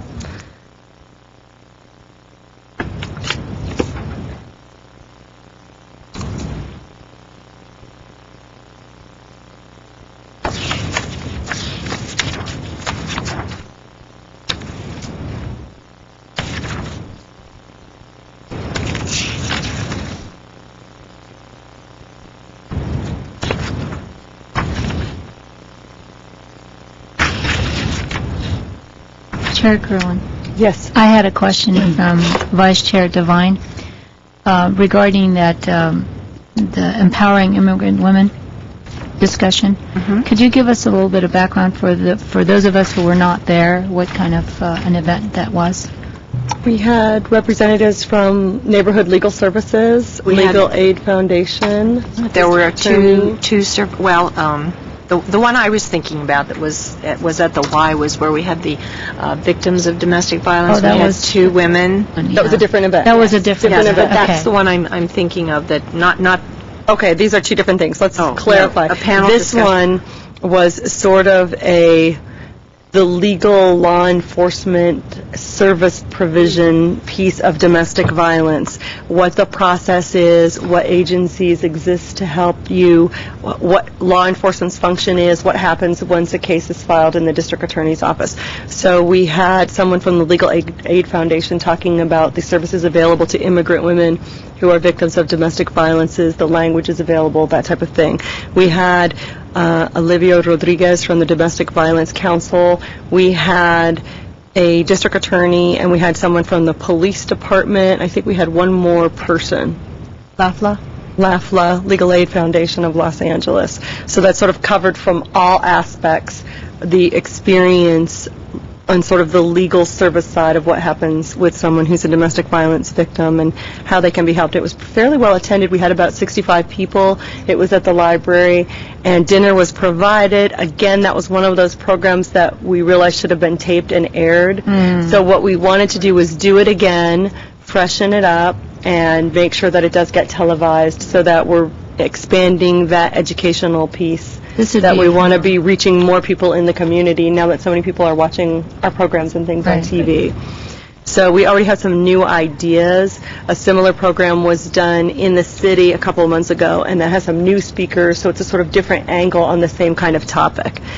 The other panel. Right, and what I'm thinking now that I understand what's going on here is that maybe we could incorporate the domestic violence survivors and the father, if we get family members that can really tell their stories. And I think that has a great impact on the attendees at all of these panel discussions that we have. We've had 2 domestic violence homicides since we did our survivor panel last year. And they both are, I would believe, immigrant women, and so they are diverse. Also, we always have survivors that we can get from the Y, so we've started to identify, if we do that survivor panel again, who might be the persons that would be naturals to participate this year, and it may be that those are combined to give sort of the full experience in a different kind of way. That's actually a really good idea.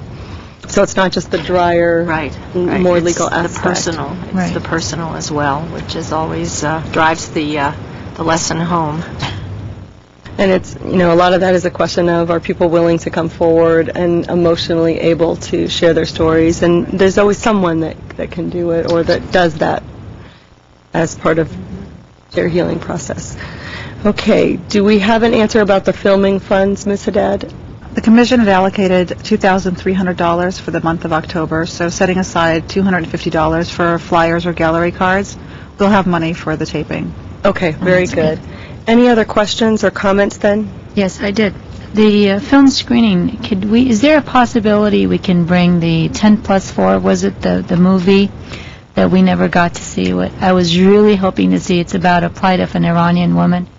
Is there a possibility? I've actually left a message for Berenice to bring that film, Manya Akbari's film that was here right back in May. Right, Marnik. I'm actually working with her to see if we can get it. Okay. That would be wonderful. I would love to see it. Is that the one we saw a clip of? Right. Yeah. Right. It's about a story of an Iranian woman who goes through breast cancer treatment, and it's the process of that. And that's also Breast Cancer Awareness Month. Yes, it's very related. The broader health sense. That's right. The other issue of October. Commissioner Walker? Yeah, I would like to suggest for the film screening, if you can screen this one, Desperately Seeking Paul McCartney, which is a film by none other than our own Commissioner Sobey. And I think it'll be, a wonderful addition to the repertoire of activities that we're going to be doing. Definitely. It's light, so it'll be Balance the program. Art as healing. It's actually already on our potential slate. Oh, good. Yes. So are we doing it during that time? If the screening comes together or a mini film festival or something, that's definitely on the list. Good. Yes. It'll be a good addition to the activities. Okay, any other direction for staff then? Okay, so if there are any other groups out there that have activities on point with what we're doing, it sounds like that information should be sent to Ms. Haddad because we can post it on our page of activities. Okay, do you have further direction then? Sufficient direction? Yes, thank you very much. Okay, very good. Okay, next item on the agenda is 7A5, the CSW Master Calendar of Events. Item A, the motion providing direction regarding our master calendar. And I know that if you look at September, Commissioner Manasarian noted our meeting would be September 15th, but it's actually right now, so... Do you want to come back on the 15th? No, we're good. We're good. So we should make that change to the 8th. Are there any other additions at this time, changes or comments on the calendar? Okay, then, is there a motion to approve the calendar with that one change for tonight's meeting date? I so move. Is there a second? I second. Is there unanimous consent? Yes. Okay, calendar is approved. Okay, this brings us to our reports, item 7B for information only. The first is Vice Chair Paula Devine with a report from the National Association of Commissions for Women, their annual convention. Okay. I'll make this short and sweet. On July 16th through the 19th, I attended the National Association of Commission for Women Conference in Albuquerque, New Mexico. The theme was Girls Today, Women of Tomorrow. Of 37 states which have commissions, 29 were represented. California had the largest representation with 17. The average age, these are facts that I thought you might be interested in, the average age of commissioners is 32. Oh. Someone do the math. We're old. Ooh, yes, okay. The conference featured many notable speakers, but I'm only going to give you an overview and a kind of a summary of the key points that I took away from this meeting. First of all, we heard from the mayor of Albuquerque, and he spoke about the importance of the commission to him. He has a daughter, a young daughter, and he wants her to have the rights that commissions all over the country are fighting for, now and in the future, for girls and women. New Mexico Lieutenant Governor spoke on women in public office. The New Mexico chair of Women's Health Advisory Council shed light on the importance of the job the commissions have in our communities to make women aware of health issues, just as we did tonight, and to bring about a major awareness program for osteoporosis. And awareness and early detection of osteoporosis is vital, and that's something that we'll be looking at in the future for this commission as well. Jeffrey Lewis He is the president of the Heinz Foundation, and he spoke of their interest in health care issues for women as well as pension and retirement systems. And they actually have grants that they give for anyone that has ideas on those issues. And this is the Teresa Heinz, who was, of course, John Kerry's wife, and Jeffrey Lewis was her what do you call it, her PR guy, okay? The administrator of the Women's Bureau of the United States Department of Labor reminded us of the lack of pay equity in our society. Even though we have 2 federal laws on the books, they are poorly enforced and difficult to prove. If pay was equal, 40% of women could leave the welfare programs. This is costly and it's illegal, so we must fight for equal pay. A political analyst, Dr. Martha Burke, spoke on the importance of the women's vote in the upcoming election. She advises women to hold candidates accountable for long-term solutions to women's issues. She advises that we read the records of the candidates, arm ourselves with knowledge, and vote women's issues. Do not feel, she said, selfish in voting women's issues, that they are very important, and this is the time when it's vital that women vote women's issues, so be mindful of that. The topic of young girls and their education was very critical, of course, to the future. The advice is, from the NACW, that we must nurture young girls in science, technology, and engineering. We must prepare them to be professionals, to be team workers, to be innovative, and to be involved in the community. And they cited that women are very good team workers right off the bat, because we do PTA work and commission work, and that is kind of inbred in us, innate in our beings. The last bit of advice, and this goes for this commission as well, is that it's very important for all commissioners to communicate with our councilmen, to those who appointed us, to meet with them, to inform them, and to keep them in the loop so that they know exactly what we are doing and that we are being productive. The bottom line for commissions on the status of women is this: we are to educate, elevate, and empower women. I have to say that this was a very exciting conference. There were so many wonderful speakers, and I met active commissioners of all ages.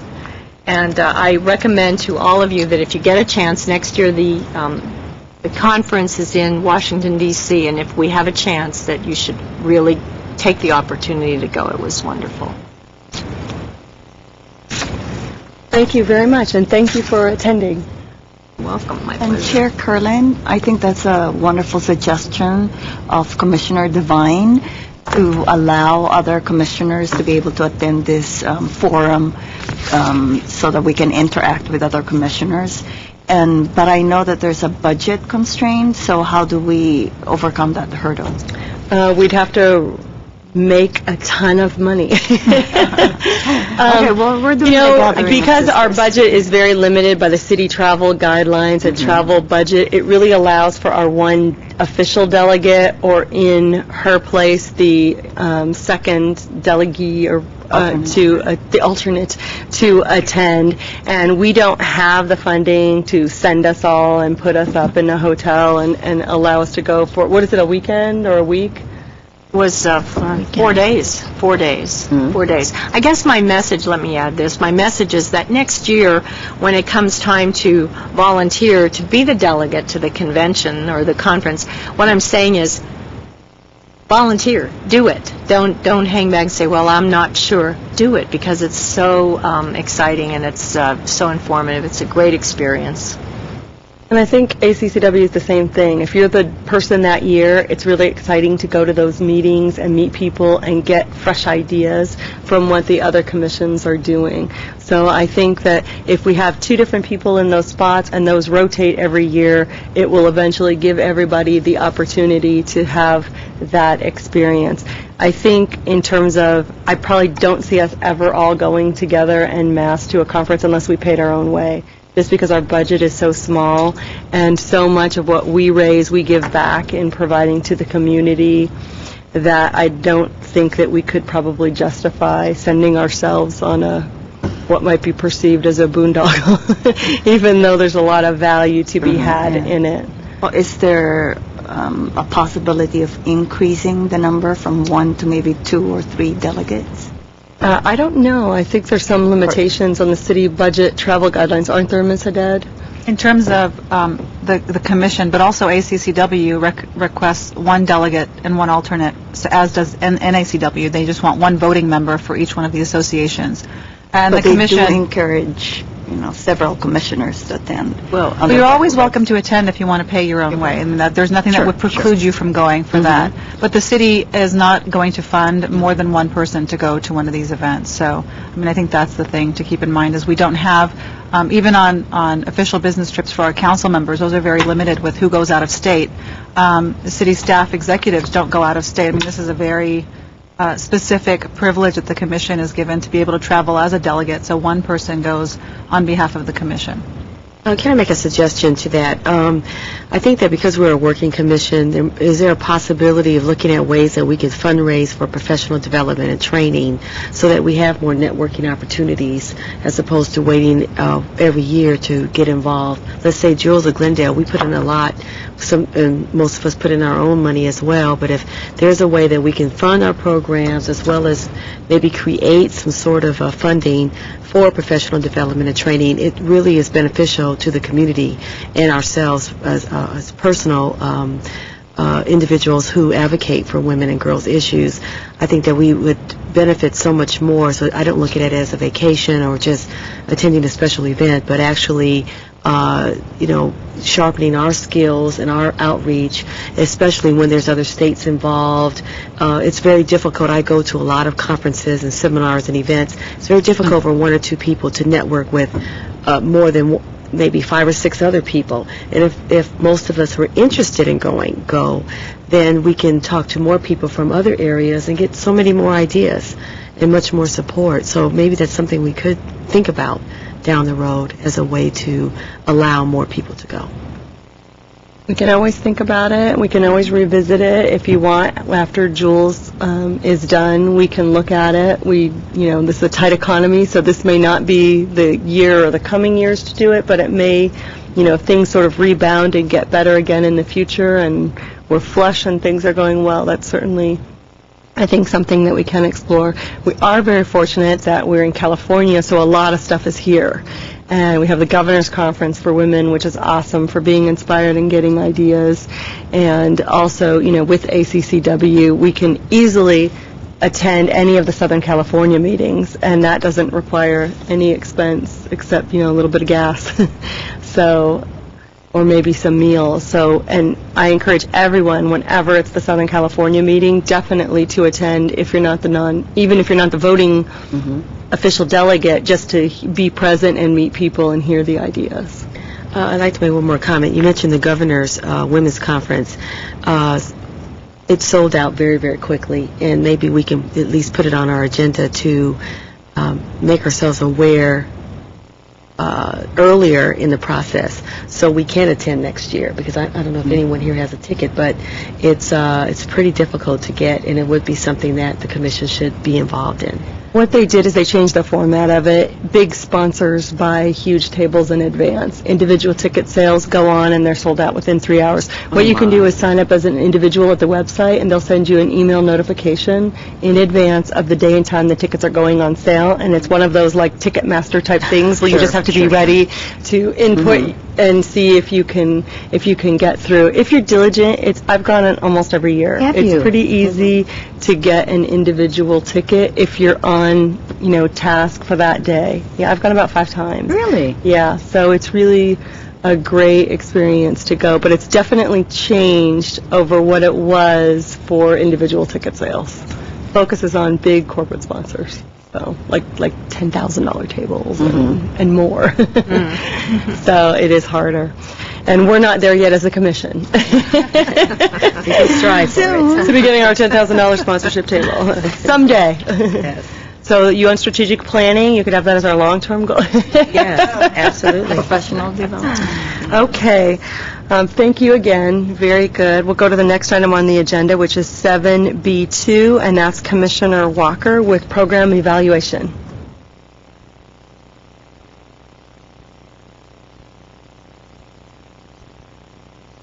Computer hibernated, so. Okay, so this is really apropos in terms of this one. In terms of us talking about strategic planning, and this really is a good connection to what we're doing. So this is program evaluation. Okay. Why program evaluation? I just listed here the different things, especially the fact that CSW has really accomplished a lot in such a limited time, and hopefully once we finish the updating of our strategic planning report, we'll be able to really see concretely the things that we've accomplished.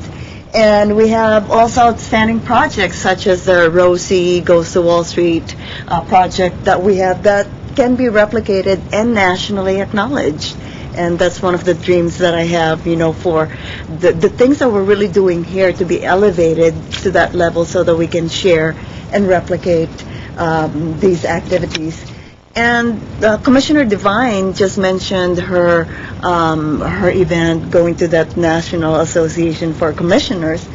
And they have I think every year they give an award for national recognition. And I just pulled this out from their website. Their criteria for national recognition, and one of the things that is related to program evaluation is that it has a verifiable impact, address an important problem, concern of women to a significant degree, it's innovative, transferable, and so those buzzwords that really resonate, the concept of accountability in program evaluation. And I know that in the report that Ms. Haddad put together here, one of the goals in terms of updating our strategic plan is to really address the issues in a systemic and systematic manner. And then it's also in line with our quest for continuous improvement, and hopefully will be a model for other commissioners or other city programs here.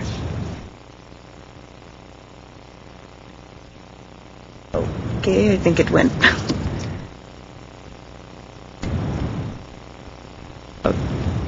Okay, can we just press forward? Yeah, okay. So here I'm going to just briefly talk about kinds of evaluation, and then the focus on outcome-based evaluation, defining some of the terms, the benefits, and how to briefly use these results. Okay? Evaluation, let me count the ways. I know that people get, when you hear the word evaluation, usually it's scientific evaluation and, all that, but there's different ways of doing evaluation. You have internal, external, formative, summative. I know Commissioner Katefian mentioned about formative assessments and evaluation, and that's also a really good way of doing evaluation. But what I want to focus on is outcome-based evaluation, which is really simple and easy to do and to start with.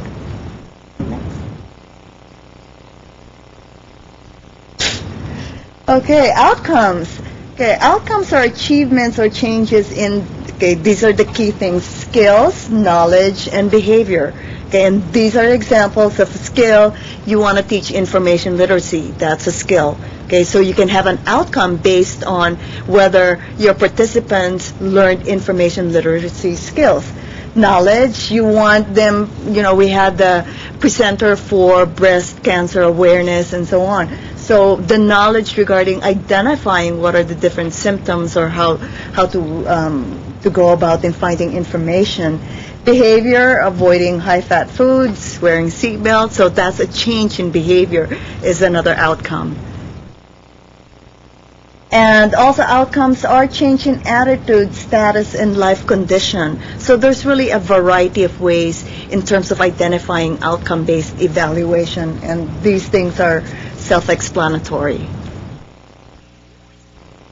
Now, before we go to the advantages, I just want to dispel some of the fears and, infuse some of the realities. Okay, it's true that some people ask, will it use too much time? Okay, depending again on what the scope is, what you want to focus, long-term, short-term, or intermediate, but it's doable, okay? Visitor privacy may be compromised. I know Chair Curlin was talking about, people who wanted to share information about their own experiences with a panel discussion. I think if we ask for volunteers, and also research has shown that people, like to tell you what they think. Okay. And it takes money from other priorities, but there's funding available, and really results can help leverage other funds. And the fact is that evaluation can increase participation, improve services, and leverage funds. Okay, and a lot of the grants that are available out there really look for that component, that evaluation component. And here are some of the benefits. Outcome-based evaluation changes focus from activities to benefits. So it's not just, how many kinds of salons did we do, how many kinds of, gathering of women and so on. So it's not just activities, but how did it benefit the community? And then, making it part of our practice. And then also being accountable to what extent the program met its own goals. Okay, and why measure outcomes? Know if, again, the program met its purpose, improving it, guiding management, communicating program impact, and also the funders' needs. There's also limitations for outcome-based evaluation, and I think this is sometimes where the confusion comes when people say that, how come you guys aren't measuring the effect of this and so on. Outcome-based evaluation is not the same as research. You can't compare it with other programs. It's not apple to apples kind of, comparison. And I think that's important. Number two, it shows contribution and not attribution. And does anyone know what the difference is? Contribution versus attribution. When you attribute something, it's kind of like what? The cost, right? It affects that, but contribution is that it adds to that, but it's not like direct causal relationships and so on.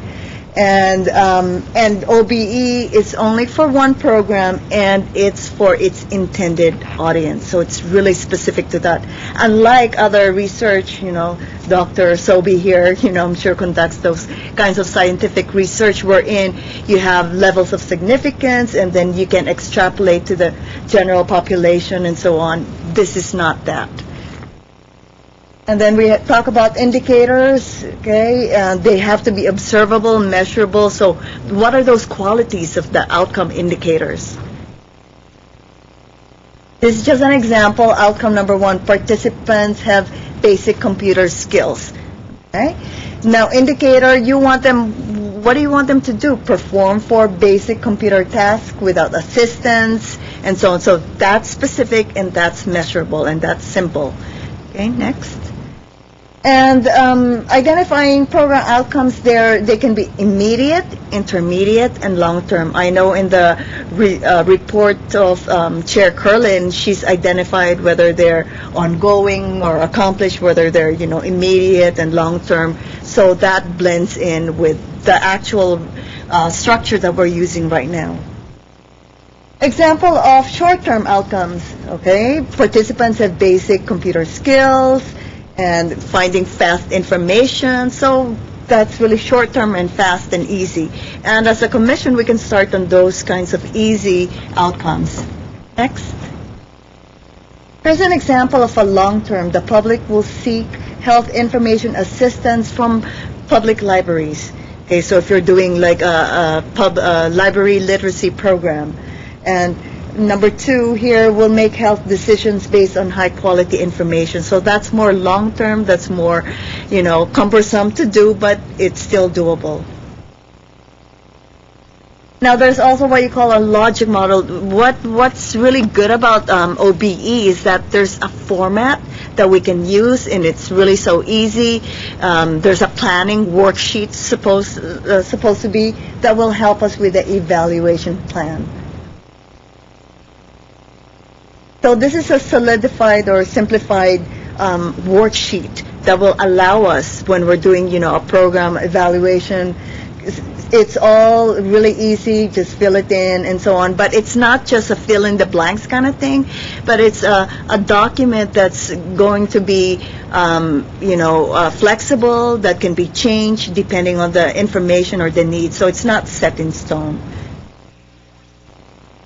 Okay, so this is also an example of the logic model. You start with your purpose. What are your inputs, outputs? Okay, and then here, see, it's really segmented and really easy if you just, identify when we're doing, for instance, a program. Okay, if we just have that chart, so it really helps us to be accountable and right on track. So, example of outcome 1, we'll have basic computer skills, and again, your indicator, and then it applies to participants who finish basic training session. So who are your target audience, right? The data source, where you going to get your data. Okay, the data interval, it's really critical to identifying when do you start collecting information so that you don't wait 1 year after the fact. Okay, and then your target goal, you can set 75% of the population or the audience or the participants and so on, so it becomes really objective in that sense. So here are some of the elements again: inputs, services, activities, and outputs. Okay, and with outcomes-based, you have all those information, and then you have the outcomes, which are the changes in knowledge, skills, abilities, attitudes, conditions, or life status. Okay, small investment, what do you get? Okay, so when we're just doing, maybe just simplified kinds of, information gathering, you get numbers, audience characteristics, customer satisfaction through surveys and all that. If you do low to moderate investment, and again, we're talking about investment of time, resources, staff, time and so on. Immediate changes in those knowledge, behaviors, and attitudes. Okay? And moderate to high investment. So you see, the more time and resources that you spend, the more it progresses from basic to really advanced and more long-term impact. Okay, so what's good about this model is that you can start with really basic ones, and then you can progress to really more complex ones. And then here in the reports, what should the report say at the end of the program? You do a report, you report back, and I think the ROSI thing is really excellent manner of putting the report together, and it uses the OBE model, so we already have it in practice. So the report should summarize the characteristics of the participants, what are the inputs, outputs, outcomes, and then comparing data, interpreting results, and again, it's important making recommendations, because it's important that, so what? We did all these activities for what? And report elements, again, this is an easy chart to do inputs. Okay, if we just answer some of those questions, then we're really being accountable, and it's really simplified and easy to follow. And that's basically it, the outcome-based evaluation. Thank you. Okay. That. Commissioner Walker, I just wanted to find out, you mentioned in your report that this format has already been used with Rosie, or? Yes. It has. So we have used program-based evaluation. Okay. And it is within the guidelines that you mentioned today, if you compare it? So we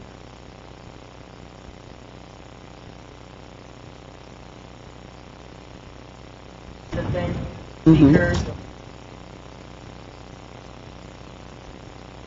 So we can assess exactly.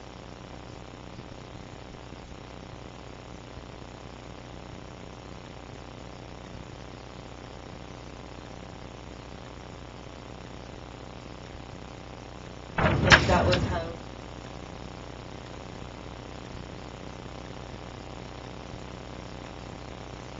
Mhm, type I of see, work. okay.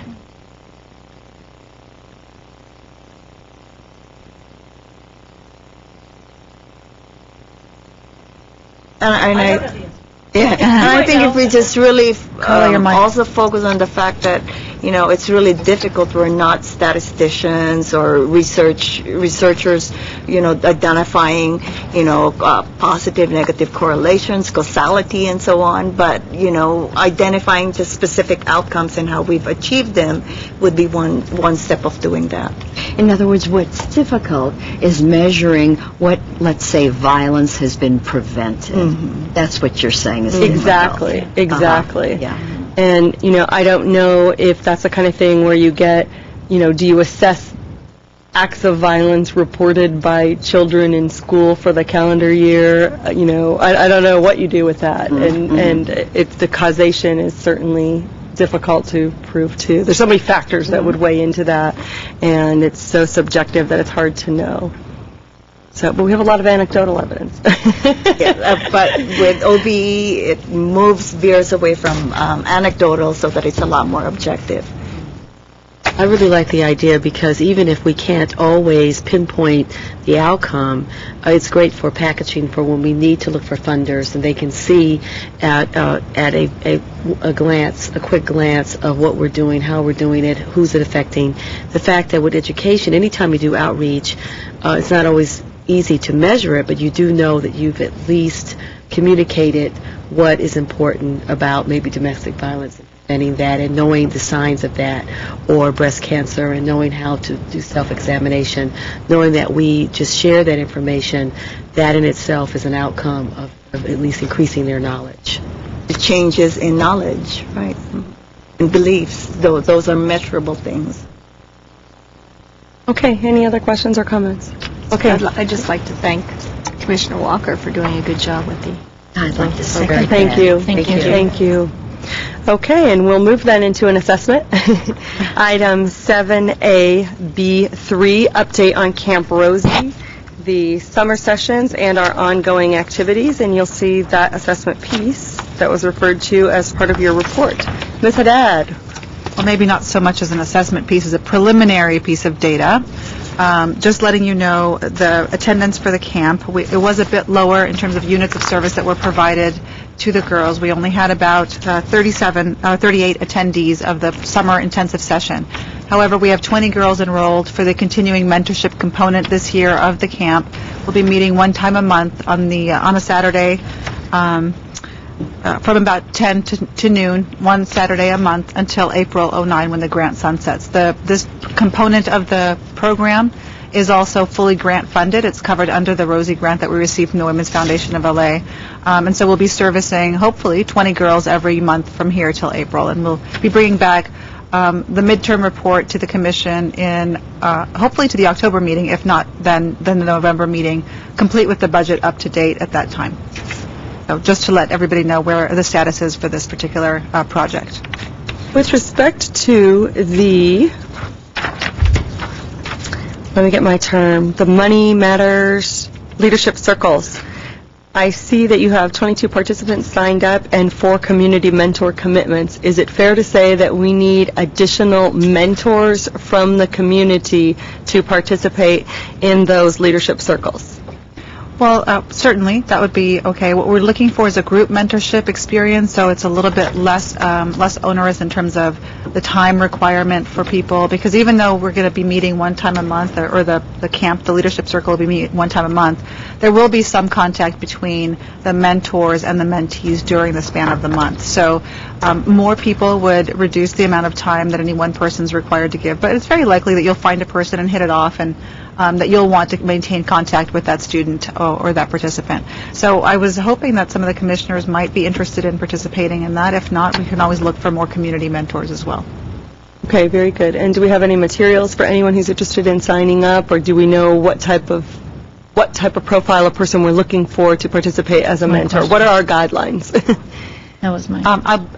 I'm in the process of finalizing what's going to be going out to the mentors, and also with an application so that we can look at doing a background check just for people who are going to be working with our youth. That's kind of standard when you're dealing with mentorship programs. So I'll be happy to send that out by the end of this week or the beginning of next week to everybody. Okay, great. Any other questions? I just want to make this, so we're putting on this leadership program with 20 girls, and so we need 20 mentors for them. Is that what you're saying? No, we don't need 20 mentors. Okay. We could have 5 mentors. It depends on Okay. who's available and who's willing to commit for the time period through April. Okay. Or we could have 10 mentors. It just depends on who's available. So we could do, for me, I would be happy with anything like a 3-to-1 ratio in terms of mentors to mentees. Okay, and the commitment is if you volunteer to be a mentor, then you go to at every session with your mentee? I mean, we anticipate that there would be, maybe sometimes, as the saying goes, we've been hearing it a lot lately, life happens, right? So maybe you can't attend everything, but your intent and good faith is to attend Right. as So much we as could possible. we could all be mentors and take part in the program And participate. You'd have a participate. longer term contact with the girls who were in Rosie. Right, and that would be a good way for all of us to get to know the girls and see what they learned in Rosie and experience that with them. Terrific, okay. And so that you're going to identify to the expectations for mentorship? Okay, good. Any other questions or comments? Okay, great. Next item on the agenda is our commissioner and staff comments. Yes. I just have a question on the budget for Rosie Goes to Wall Street. I noticed that there's a deficit of $3,950 between the proposed funding sources and the total expenses. Would that be a problem for us? No, it won't be this year because I knew enrollments were going to be lower as a result of the conflict with GUSD. I didn't hire a second person, a team lead for the program, so we had significant savings with regards to personnel and labor. Okay, any other questions? Okay, that takes us to item 8, commissioner and staff comments. Why don't we just go ahead and we'll go around the room. Ms. Larpetian, anything? Ms. Haddad? Just one. I'd like to invite everybody to come to the Relay for Life West Wing team, West Wing Walkers. We're holding a wine tasting. It's a benefit for Relay for Life. All of the cost of the ticket sales and 10% of any wine sales or food sales that night will be donated to Relay for Life. For more information, people who are interested in attending, it's going to be great. We've got food, we've got wine tasting, live entertainment, and a silent auction there for anybody who'd like to come. It's a wonderful little wine bar and gallery right here in Glendale off of Harvard and Brand. And if you'd like more information, please contact our team captain, our very own Dana Cordova. The number is 818-548-4844. And then I'd also like to remind people that this month on September 24th, the night before our wine gallery, the commission is also hosting an event, our Money Matters event, Dollars and Cents, with the California CPA Association. The topic this month for Money Matters is life crisis, dealing with those curveballs that we get. So it could be that you might be feeling like you're drowning in debt and you're not sure how to get out from underneath the burden of that. You never know if you're going to be facing, maybe an impending divorce or a death in the family, any of those things that end up sideswiping families and really sending you careening down a path of financial ruin. We want to give people the tools to be able to prevent that from happening ahead of time. So again, with the Commission's focus on prevention, helping prepare people for those kind of events that will happen in our lives. That's September 24th. That one is going to be at the Police Community Room from 6 to 8 on September 24th. 6 to 8 or 6:30? 6:30 to 8:30. Which is 6:30? 6:30 to 8 is what's on our I have flyer. so many events in my head, so Okay. it's my fault. Variations, 6:30 to 8, Wednesday, September 24th, Police Community Room. Dinner will be served. A limited childcare can be available if requested, but an RSVP is required for that. Great. Ms. Haddad, who are the West Wing Walkers? The West Wing Walkers is one of the teams that plays at Relay for Life. So we all raise money. Over the past 5 years, Glendale Relay for Life has raised nearly $500,000. So. Wow. Okay. Commissioner Katafian, any comments? Yeah, today it was quite fruitful meeting. We tackled a lot of items, especially with strategic plan and planning of the whole year. Also, more or less the outcome of all the yearly activities that we were supposed to do next year was quite organized. There's a division of people in different tasks. This was a good, I think, fruitful night for me. Good, thank you. Commissioner Lamel? Yes, first I'd like to commend Ms. Haddad and everyone that was involved with Rosie Goes to Wall Street. It was my first time attending. I went to session 3, which was the largest class of 27 students, and I was there also with Commissioner Sobey. And I invited a guest, Delphine Pruitt from Fannie Mae, and she was very, very impressed with the young ladies there, and she did talk to them about owning a home and taking care of your credit, and she did provide them with a number of giveaways. So I hope that the community gets more involved, sending their daughters, their nieces, their cousins or neighbors to next year's Rosie Goes to Wall Street, and to become one of the mentors for the ongoing classes. I also want to mention that on Sunday, September 14th, from noon to 6, there's an opening reception at the Brand Library Art Galleries at 1601 West Mountain in Glendale, of course, sponsored by the City of Glendale Parks and Recreation, Community Services Department, Arts and Culture Commission, and the library. And this is a way to get to know some of the local artists. They also will have a tour at Brand Studios from September 9th through the 19th. All participating artists will exhibit one of their pieces at the Brand Library Art Galleries during the library's opening hours. For more information, 818-548-2780.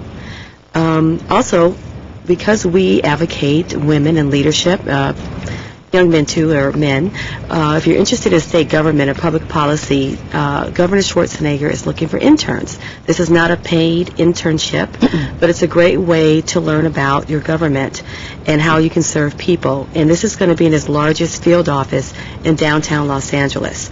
The number for that is 213-897-0322. And finally, I'd like to invite everyone on September 19th from 11:30 to 1:30 p.m. At Marie Callender's at 707 North Pacific Avenue to the next 4U Network lunch meeting. We're going to be featuring Sharon Ball, an internationally recognized feng shui life design consultant and coach. Her discussion topic will be your office arrangement could be sabotaging your success. Learn how to arrange your office that guarantees peak performance and increased profits. If you bring a guest, you get $5 off. It's $25 normally. And to RSVP, call 213-276-7827. Vice Chair Devine? Just one story. Last month we had representatives here from Girls on the Run, and the commission was very pleased with that program. And I have to say that I was at the gym working out, and a young woman came over to me in her workout clothes, and she said, "You're on the commission, aren't you?" And I said, "Yes, I am." And she said, "Well, I want to thank you all of us, because Girls on the Run, because of our positive support for that, is starting a trial program at Verdugo Woodlands School. And she wanted me to thank all the commissioners on her behalf. She is a coach. I think, did I mention that? Mm-hmm. She is one of the coaches. Her daughter is in the program, and she's an advocate. She is an elementary school teacher. But so I'm letting you know that, and also warning you that you can be recognized anywhere. So be prepared. That's it. Thank you. Okay. I actually was going to speak about Girls on the Run. I spoke with Elizabeth Sadlon today, who presented to us, and they were inspired by us to start into Glendale, even though we weren't quite there yet, ready to partner with them. But they're still hopeful that we can do something to partner with them in the spring to grow the program and spread it throughout Glendale, be it with the school district or through Parks and Rec. They're going to pilot Verdugo Woodlands. They used their Welcome Back Howdy Coffee morning to disseminate information and had many enthusiastic parents and girls. They have an application. You do not have to be a Verdugo Woodlands student to participate, although that is the venue. So those applications are available from the Girls on the Run website. You want to make sure you don't go to the national website, that you go to the Pasadena one, which is www.gotrpasadena.com. That's Girls on the Run, gotrpasadena.com. Or you can call 818-662-7042. That's 818-662-7042. The cost is $140 for the twice-a-week, 10-week series of classes and programming for the girls, and that includes the registration fee for the Pasadena Marathon 5K that they will participate in at the conclusion of the program. So we'll continue to work with them and hear from them about the possibility of expanding the program in spring, but this is starting next week if anyone's interested. It's going to be on Tuesdays and Wednesdays at Verdugo Woodlands after school. I think it's at 4:15. I just want to note that no girl will be turned away, and scholarships are available for families who might not be able to afford the $140 cost for the participation. Absolutely. They have never to date turned a girl away. They do get funding to help give scholarships. Oh, I'm sorry. It's Tuesdays and Thursdays, 3 to 4:15. 3 to 4:15 on Tuesdays and Thursdays. And that will run September 16th through November 21st. 818-662-7042.